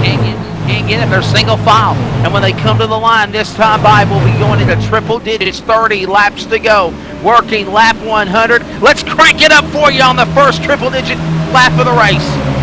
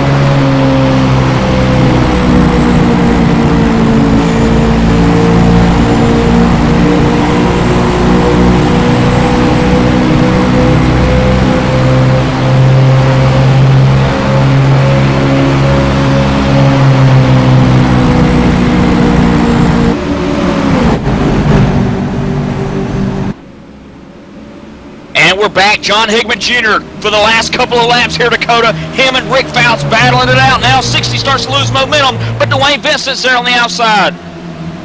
Yeah, I think that 78, Rick Fouts is a buddy in the 6 of Dwayne Vincent there. He's willing to push him by, as we've already saw it in the halfway mark. Dwayne Vincent making sure that 78 Rick Fouts stays up front, but the 60 of John Higman Jr. hanging it tight. He's been side by side, like you said, for several laps, and I don't think that either one of these guys can clear each other. If anything, the 78 might be able to do it, but the 60, he's just in a bad position on the inside lane. He has to back off every time he gets a good run because he doesn't want to run over that 78 come up the corner. And here we go, John Higman Jr. lead change. He did lead that last time by, but the 78 still hanging out on the outside now as they come out of 260. John Higman Jr. is going to solidify the lead, and Dwayne Vincent now underneath, and now Higman will be under attack by Dwayne Vincent for the lead. Not only Vincent looks like the 78, Rick Fouts, he is not giving up. He was staying right on the 60 bumper, John Higman Jr., but John able to get away there. Eric Arnold, I believe that was Wesley Allen's pick. He's coming out of nowhere. He had slowly moved up, like I told you, at the end of the race. He's coming. He's got to run Chris Schallenbarger. He is a guy. We have caution on the speedway. And where is Schallenbarger? This is a big wreck, too, down the front stretch. Saw multiple cars spinning. The 5 car is one of them. That's John Hanna Jr. But it actually happened way out in front of him. It looks like Kel Dresbach running 10th. Is going to get into the inside of the 82 machine of Ben Burnett and going to send Dresbach down hard, lick into the inside wall here down the front stretch at Miami. Oh, and he's going to collect Doug Roth. Yeah, he expected the 80 to go up next to the wall. That's how a lot of these guys are anticipating these guys to move up next to the wall, and you can't ever anticipate what your opponent's going to do. You got to give them plenty of room because there's no telling what somebody else is going to do. They're not going to do what you want them to do, definitely. So just thinking there was more room than there was, it looks like Michaela getting into them, and well, there's a big wreck everywhere else. As I do know Chris Schallenberger having electrical problems and being put behind the wall, unfortunately. That's okay. I was wondering what happened to him. You mentioned Eric Arnold, and I was like, well, where did Schallenberger go? And then, of course, the electrical problems here, and it looks like the leaders are going to come down pit road here, Dakota, what could be for the last time here. John Higman Jr. being shown the race leader here. Dwayne Vincent second, Rick Fouts third spot right now as they come down pit road. I want to quote Dwayne Vincent here. He said he was saving his tires and hoping to make the best of it at the end. Dwayne Vincent, I don't think tires matter anymore, buddy. You got to get the 4 tires, you got to get the full tank of fuel, and you got to go. The only thing I would watch out here for is everybody knows they're good on fuel. They might not take a full tank of fuel just to see if they can't just affect the handling of the car, maybe loosen it up with a lighter car there. I think I just seen Dwayne Vincent. No, it wasn't Dwayne. It was might have been C.J. Lavere that overshot the pit stop just a little bit. But the race off pit road is going to belong to a couple of right sides only. Nathan Little, Jimmy North. As I'm watching here, it looks like Jimmy North won the battle off of pit road, but he had to give it up for some reason. So I'm wondering, maybe if he sped or something. Yeah, I don't even think Jimmy North came down pit road, guys, but did not take tires. And he is given the pass by Nathan Little there. Now Nathan Little did come down pit road, Dakota, but he only took right side, so that's what put him out front. Yeah, I believe Jimmy North actually missing the stall, but he will be coming back down the access road here, so probably going to go down and get 4 tires this time. How about that 43? Doug Rothman, STP car, Stoker Aces car. He's dog track. Looks like a dirt car, one of those like dirt late models that I've seen around. His car is just destroyed. But Wesley Outland, welcome back. Yeah, no doubt about it, Doc. Definitely. And I'll tell you what. How about it for the 60 car of John Higman Jr. After doing everything he absolutely, positively could to get by. He gets by your leader, Rick Fouts. Then the caution flag falls. And now you got Nathan Little, the lap car in front of your man of the number 6 of Dwayne Vincent. Dwayne Vincent ready to go for the restart. And I'll tell you what, this is absolutely going to be an intense race. Throw all your strategies, throw everything out the window. We're getting ready for a barn burner, guys. Yes, we are, Wes. I'll tell you what, the 60 car, you mentioned it, doing a fabulous job, taking over the lead of Rick Fouts and then Dwayne Vincent, taking that position away from him. But how about this? A new leader, Nathan Little in the 97 machine, up there in the front, took right sides only. The lefts may be a little cold, but with about 25 to go, less than 25 to go, you got to take some sort of gamble. We see Nathan Little doing that. No doubt about it. Nathan Little takes the top spot. Dwayne Vincent second, Rick Fouts third, John Higman Jr. fourth, and Eric Arnold fifth. Final commercial break. Final commercial break as we get ready. No, actually, you know what? We will stay on the air because we are coming back for the restart. Apologize on that. And I got a feeling, Michael Keaton, this ain't the last caution flag we're going to see.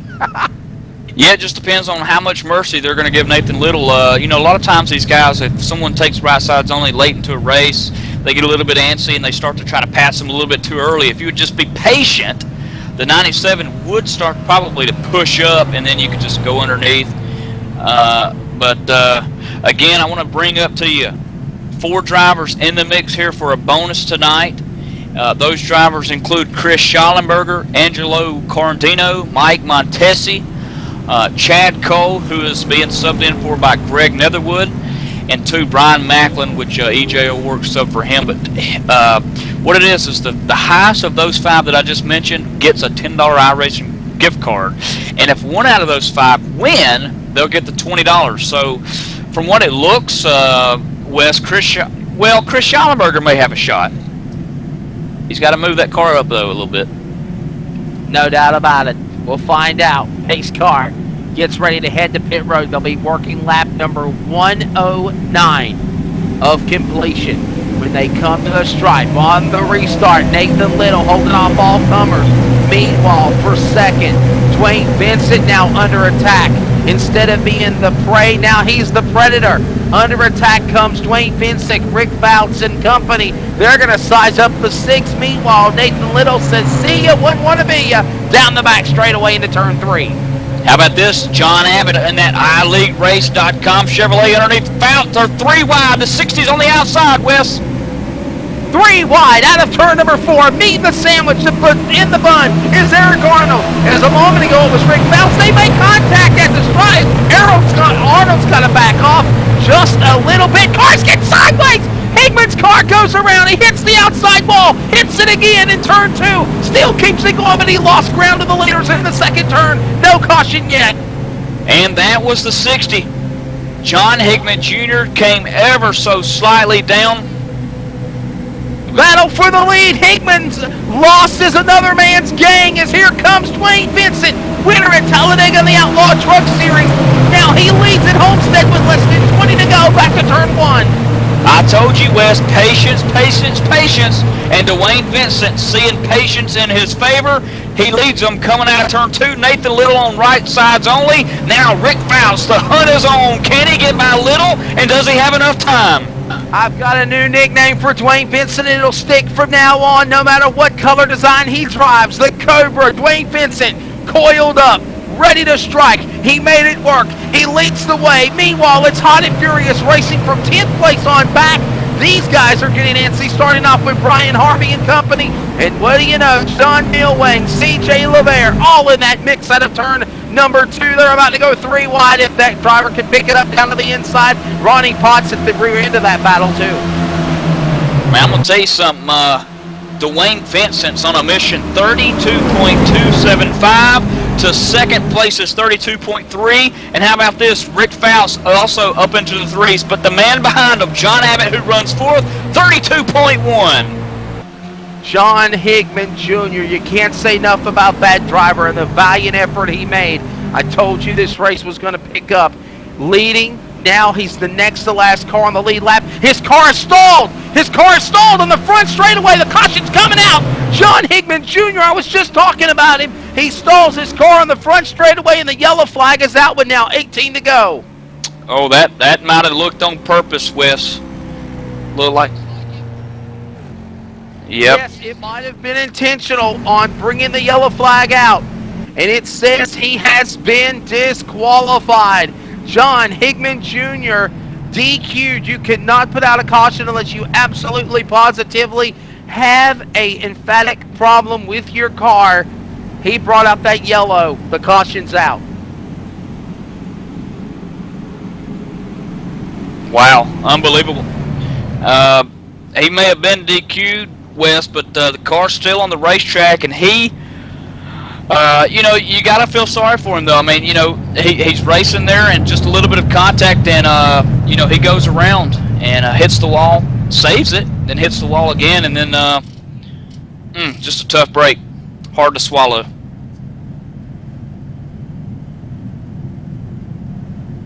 Yeah, I'm trying to find out now, did he get disqualified? It did say that at one point he was being bumped from the server, but we'll find out. Higman on pit road, as well as a host of other cars, but none of your leaders pit. Everybody stays on the racetrack. Dwayne Vincent, Nathan Little in that battle. How about Nathan Little, man? This could be his race to win. Look at that, he's in second. Yeah, you know what? I saw him put up there in the race communications. He said, why not, you know?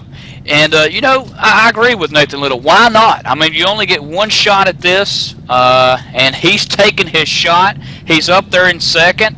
And, you know, Nathan Little doing a fine job, Wes. And it is official. I just checked with the RSR Icebreaker Winter Series officials. Patrick Hahey has made the announcement. John Higman Jr. has been disqualified. The 60 car now, after being in the front most of the race, would now be as if he was never even here at Homestead. What a tough break. Yeah, it really is. And like I said, tough to swallow. I mean, the guy did a phenomenal job out front. Gave Dwayne Vincent a run for his money. Gave Rick Fouts a run for his money. And, you know, all it takes is that one small mistake. And we mentioned that earlier. You know, all it takes is that one little mess up. And that's what happened. And the reasoning is, Chris High says he was upset. He got wrecked because of that incident. He decided to stop on the racetrack. That's the DQ. We're going to go to commercial break. Side by side, you'll miss it, not a thing, under yellow. When we come back, the finish, a 14-lap shootout and a wild race coming down to the wire here at Homestead. I'm Wesley Outland, Michael Keaton. Dakota Ehrman has already had to hightail it. What a great job he did on pit road. Final commercial break to the flags of the checkers on this final ETV RSR event of 2012 for the Icebreaker Winter Series. Merry Christmas to all. Hope you're having a good night. And we'll be back for the finish on ETV, the leader in sim broadcasting.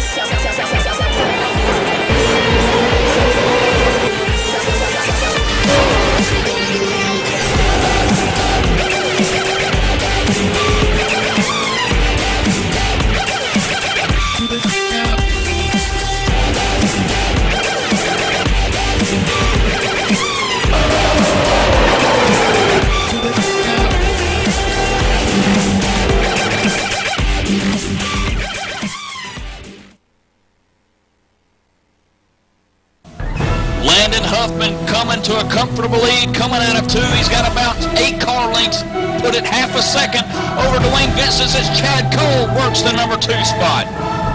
Time is running out. Vincent's got it. Cole wants it to the wall.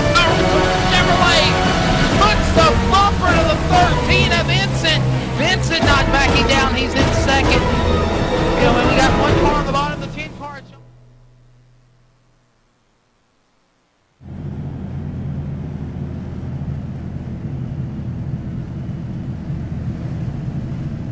Welcome back to ETV, the leader in sim broadcasting. And this is the Icebreaker Winter Series from Homestead Miami Speedway. It's come down to this. 5 cars, a legitimate chance for maybe 5 cars to win this deal. Michael Keaton, Dwayne Vincent in the driver's seat for victory after winning the inaugural Outlaw Truck Series event Thursday night at Talladega in a wild race, a wreck fest. John Higman leading most of the race or being in contention, gets wrecked out.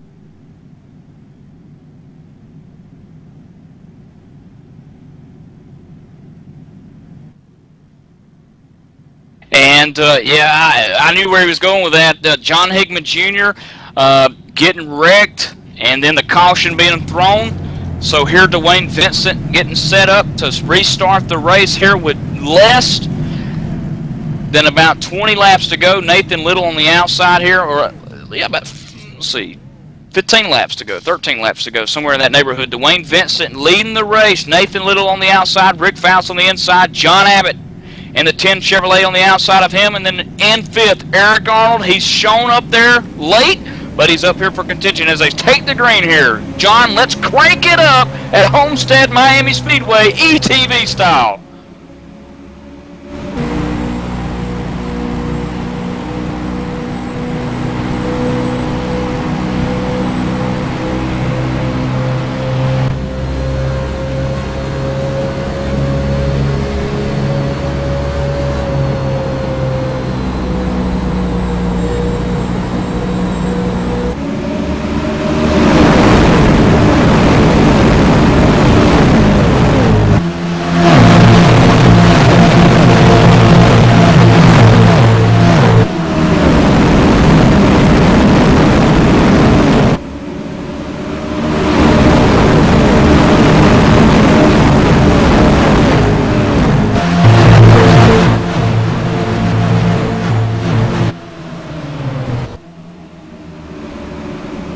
Laps this time by will be left to go. Dwayne Vincent leading the race. Rick Fount second. Nathan Little hanging on to those right sides only in 3rd. John Abbott moving him up to 4th. Eric Arnold in 5th. Glenn Campbell 6th. Jose Gonzalez doing a mighty fine job staying in the top 10 in 7th. Greg Netherwood, who's subbing in for tonight with Chad Cole, who's in the points lead, 21 up, sits 8th.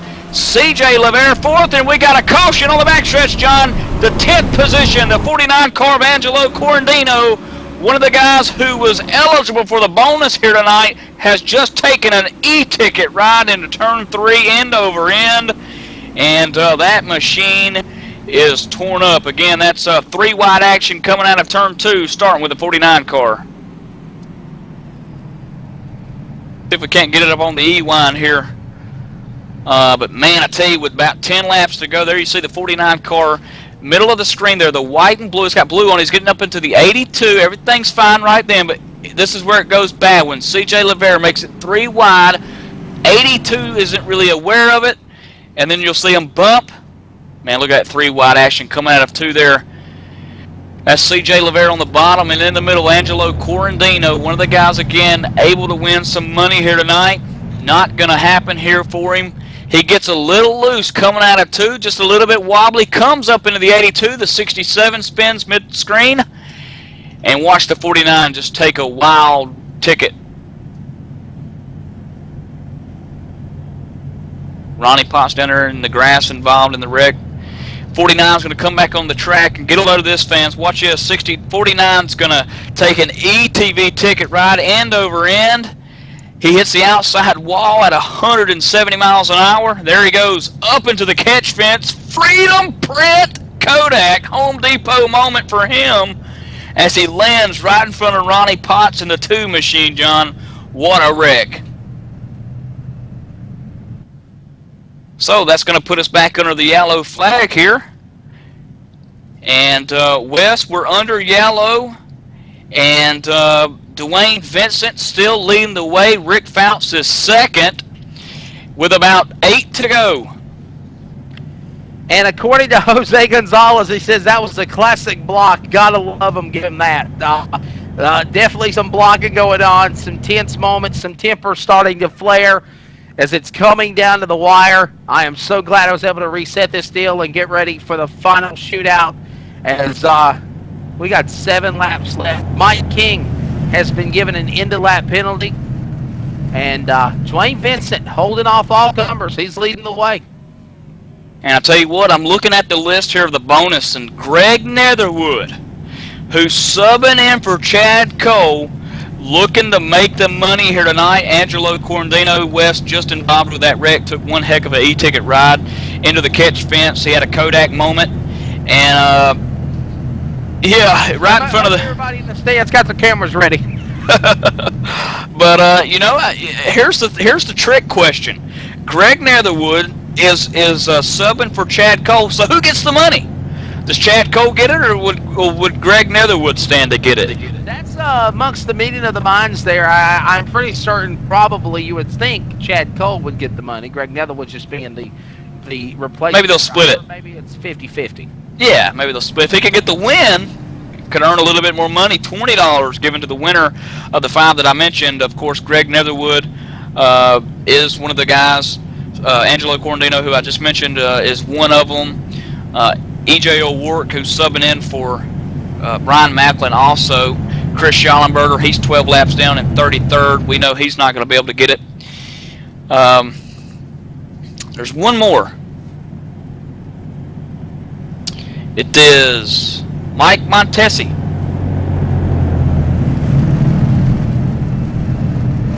I'm checking with the RSR Icebreaker Winter Series officials now, asking will they get this race restarted.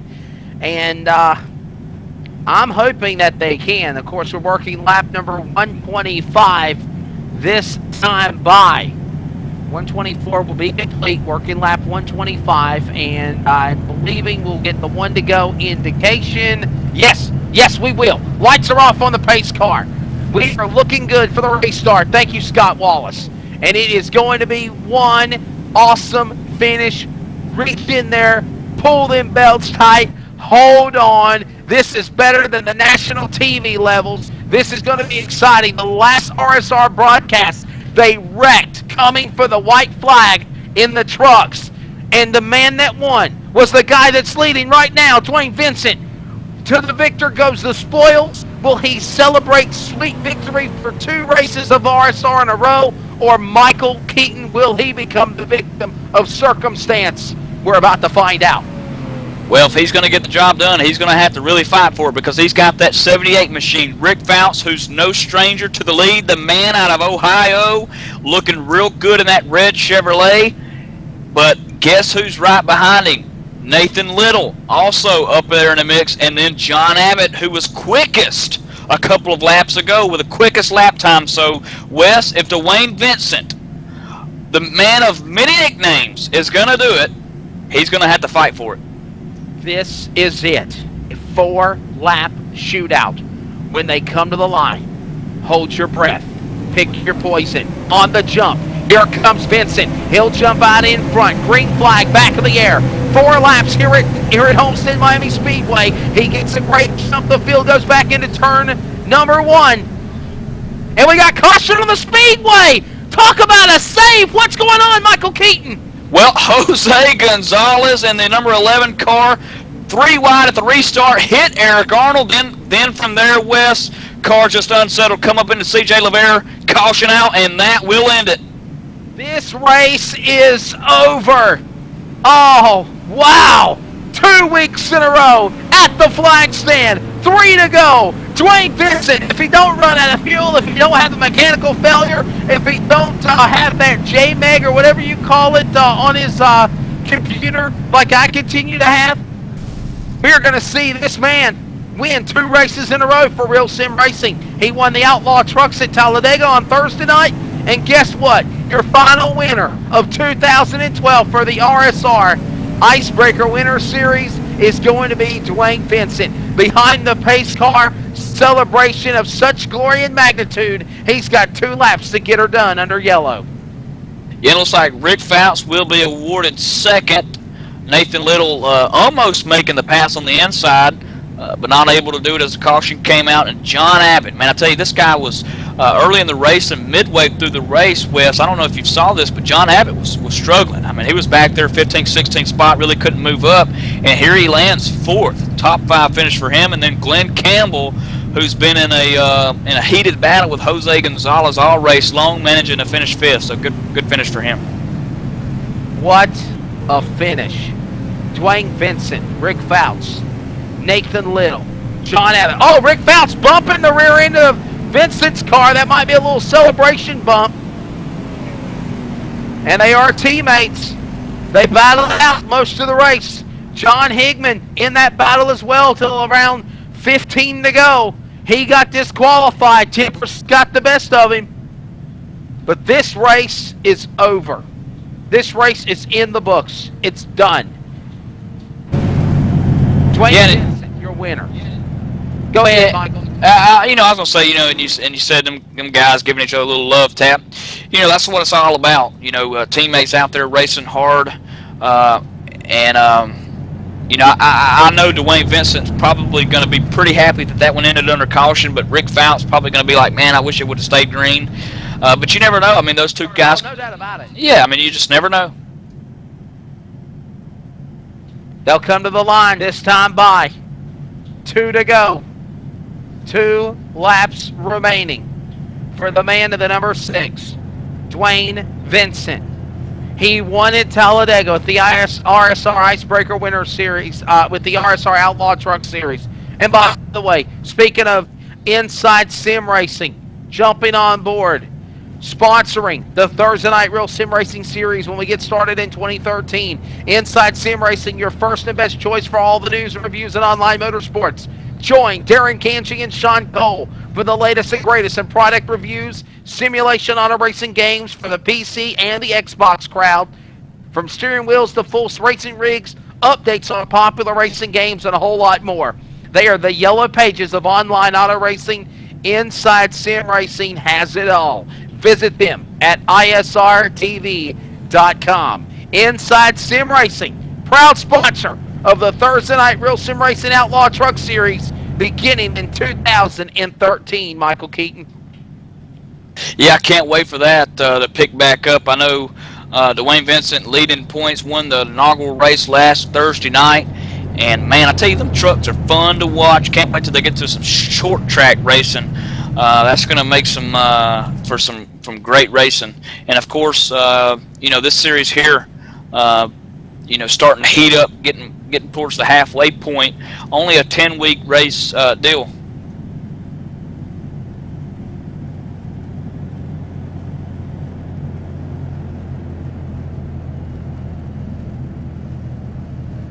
Okay, white flag is in the air. 1 lap to go, under caution. And man, this is the only thing I wish, Michael Keaton. I wish that the powers that be at RSR and iRacing would figure out a way to freeze the friggin' field, freeze the telemetry of timing and scoring, where they can have a shootout just like the real guys do. If this would have been the green-white checker shootout, we've seen some of them come down that way, but if this would have been a green-white checker shootout, this would have been an awesome finish. Oh yeah, no doubt, and I hope that they do get that at least to where we get one shot at a green-white checkered. I know these guys would have loved to finish in this one on the green. Not saying that they could have. I think if maybe they would have skipped the pit stops or you know, skipped the, you know, did something to speed up the caution process, it would have been good. But normally when the pace car comes on the racetrack, it's only a 4 or 5 lap run. They have the pit road, then they let the lead lap cars come in, they let the lap cars come in, then you go a lap around again, a circle around, then the pace car comes on. No way possible we could have got this race restarted. But if we could, I think it would have been an exciting finish. Would Dwayne Vincent could have held on? Maybe so. To the line. Checkers are in the win. It doesn't matter. Checkers are out. He wins. The Cobra. Dwayne Vincent, 2 in a row for RSR. Michael Keaton. He wins at Homestead. In dramatic fashion, too. I mean, he had to work for it. He got it. He earned it. Congratulations to Dwayne Vincent and to the rest of the guys who put on a great show here before that last caution came out. Dwayne Vincent is your winner. 2nd spot to Rick Fouch. 3rd to Nathan Little. 4th to John Abbott. What a great run for him in the 10 car. Glenn Campbell 5th. Eric Arnold 6th. Greg Netherwood 7th. He'll be the highest finishing man for the cars. You know, $10 gift certificate package. Then it's going to be Ben Burnett and Adam Roberts, Rich Jett rounding out the top 10. What a great show, Michael Keaton. Yeah, absolutely. We will step away and take a quick break. When we come back, we got the JDR Graphics post-race show and the iRace League post-race show here tonight, as it's been an exciting one. Checkers are in the win under yellow, and Dwayne Vincent, the Cobra, wins in a wild race finish under yellow at Homestead. Don't go anywhere. Don't touch that internet dial. We'll be right back with more of the post-race show here on ETV.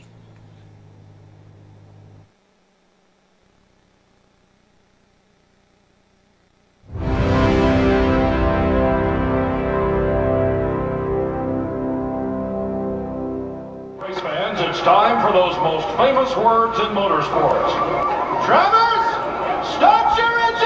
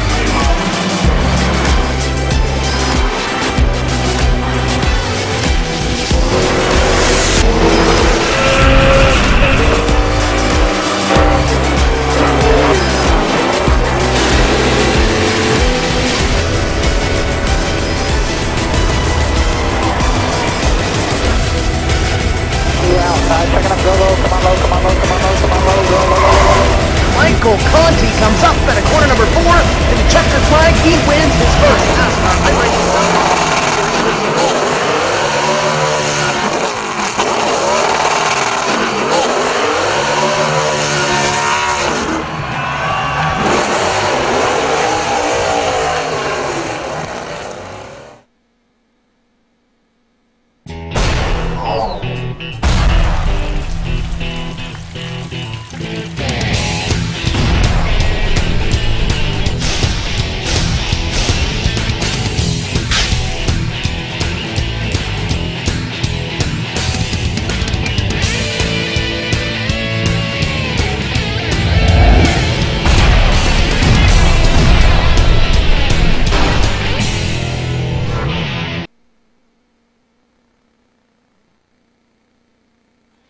Welcome back to the iRaceLeague.com post-race show, part of ETV Live's online auto sports race coverage. I'm Wesley Outland. Back up top side, joining me is Mike.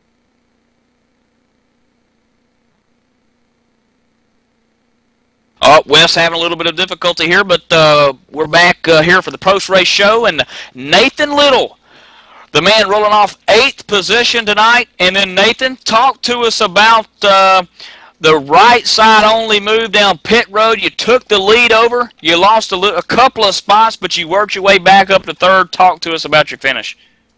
Well, it was just so hard to pass there, and I figured there'd be more people go with me, but I guess not. And I just held them off. I don't know how I did it, but this caution helped me out a little bit. And Nathan, talk to us about if that car or if that race would have finished under green, do you think that you'd have had a shot at Dwayne Vincent? We know you restarted 3rd. Faust was on the high side, and you almost was starting to clear Faust before that caution come out, but nonetheless finishing 3rd. No chance. Dwayne had her hooked up tonight. I had nothing for those guys. I just took a shot at the 2 tires and got them. I'm not very fond of this track right here. It's no passing at all, hardly. Well, Nathan, we got the Christmas holiday coming up. We're going to take a week off and then, or a couple of weeks off and get back started in 2013. Better through half of the season. How does their forecast look sitting back there? And you're tied for 21st with Ed Williams Jr. 68 points back. You've started all 3 events, including the one here tonight. You're going to pick up I'm not even going to try to pronounce this word, but you're going to pick up a lot of positions after finishing 3rd here tonight. How does this break? Is this break going to help you, or is it going to hinder you? I'd hope it would help me because I have a lot of internet problems. That's why I finished so bad the first 2 races. I just had rubber on the back because my internet was so bad, and I fell out of the races. I've had a bunch of headache, but finally glad to get a race under my belt without any connection issues. So we'll go get them. All right, Nathan, and last but least, if you've got any sponsors, anyone you'd like to thank, we'll give you the opportunity to do that now. I've got to thank the University of Pikeville, the college that I attend, that's on the hood of my car, my wonderful girlfriend who suffers through these races. She can't stand it, but, you know, I put her through it. And everyone here at RSR, and Merry Christmas to you guys. Thank you, Nathan. And, again, that was Nathan Little starting in 8th place, finishing 3rd. Good run for him. And now we're going to go down to victory lane. Standing by with me, Dwayne Vincent, putting on a show in dramatic fashion. Congratulations, Vincent. 2nd win a row in the Real Sim Racing series. I needed this one, man. I had some really bad runs on Monday night here in this B car, so this one feels good, man.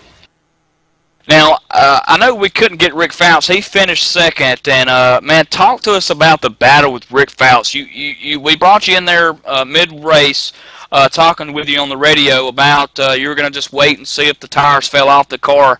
But really, you know, they never really wandered off the car of Rick Fouts. He did a fabulous job keeping the right front and the right rear in pretty good condition. It was just you kind of just out racing there towards the end. Talk to us about how stiff the competition was tonight, and of course how it always is. It was extremely tough. I really didn't think that the passing was going to be that hard. You just could not, especially even down low.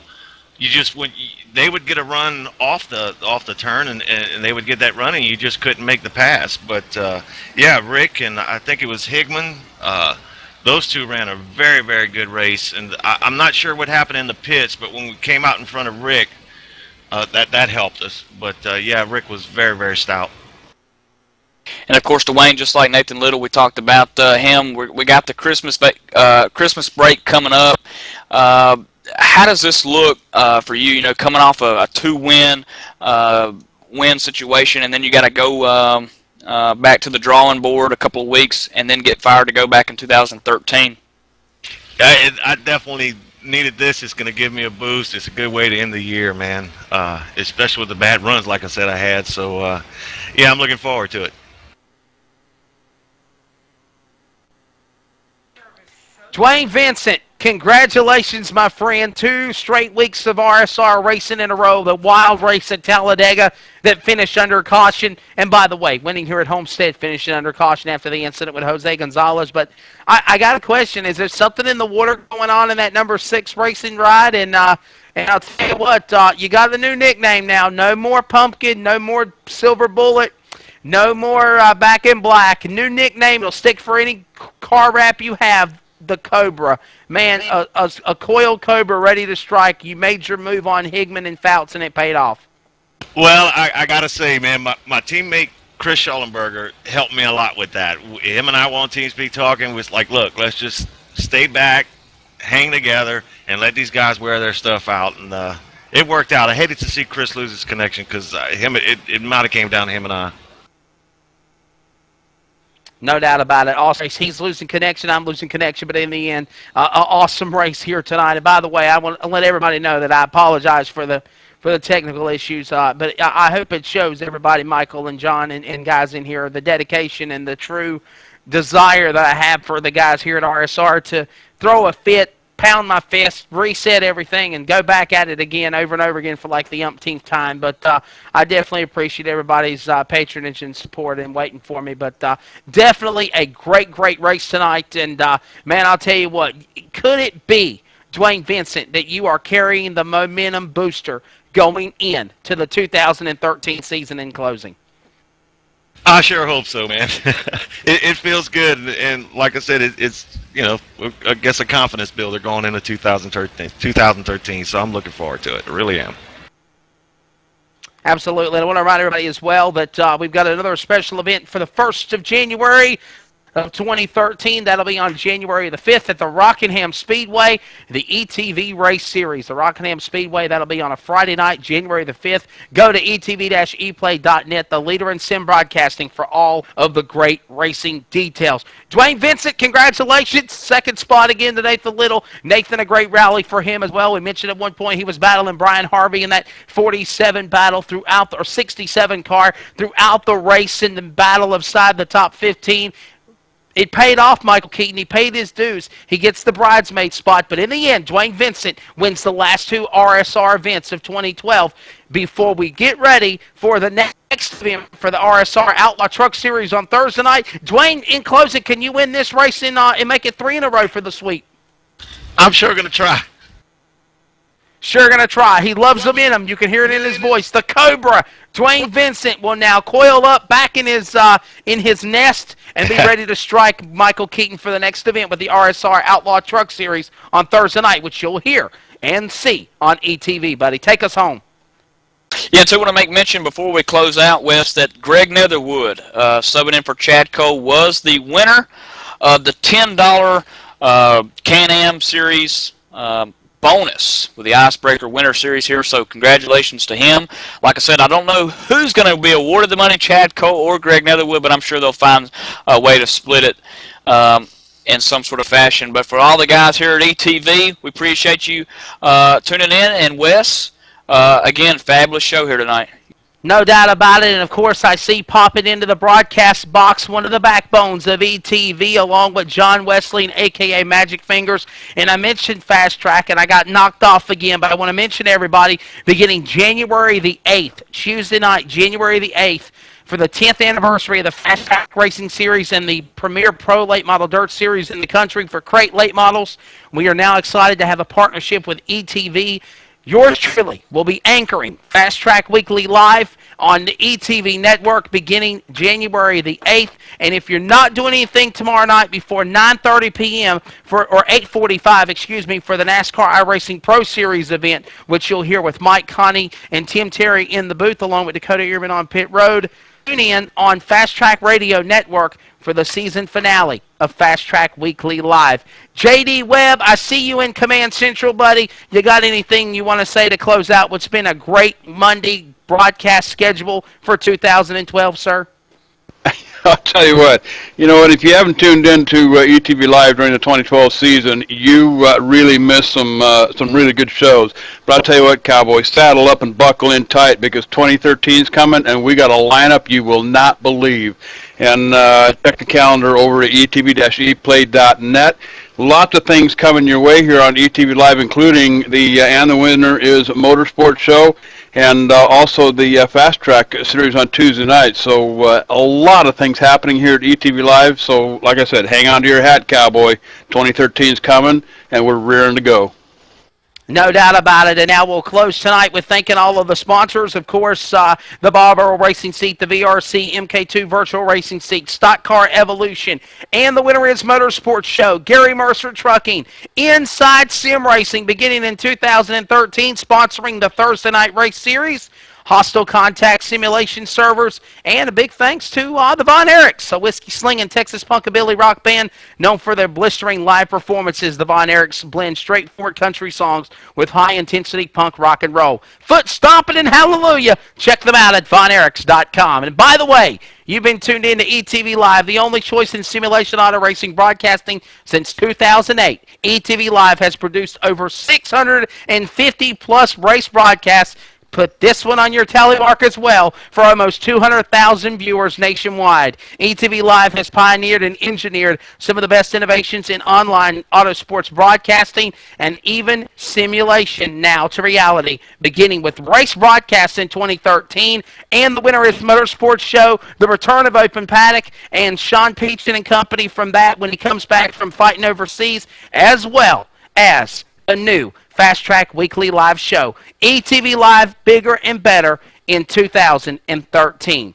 The voices you heard in the broadcast tonight, of course, Michael Keaton up in the booth, Dakota Ehrman with a great job as our all-star ETV pit reporter, and John Wesley running the boards. For JD Webb, I'm Wesley Outland. Merry Christmas, Happy New Year, enjoy the holiday season, and by the way, stop to pause and reflect on the 26 angels that was lost in Sandy Hook Elementary in Connecticut this past Friday. We move on as citizens with this great country that we live in, but we never forget about those that we lose as loved ones. Merry Christmas, Happy New Year. We're thinking about all of y'all, and join us for the RSR in 2013.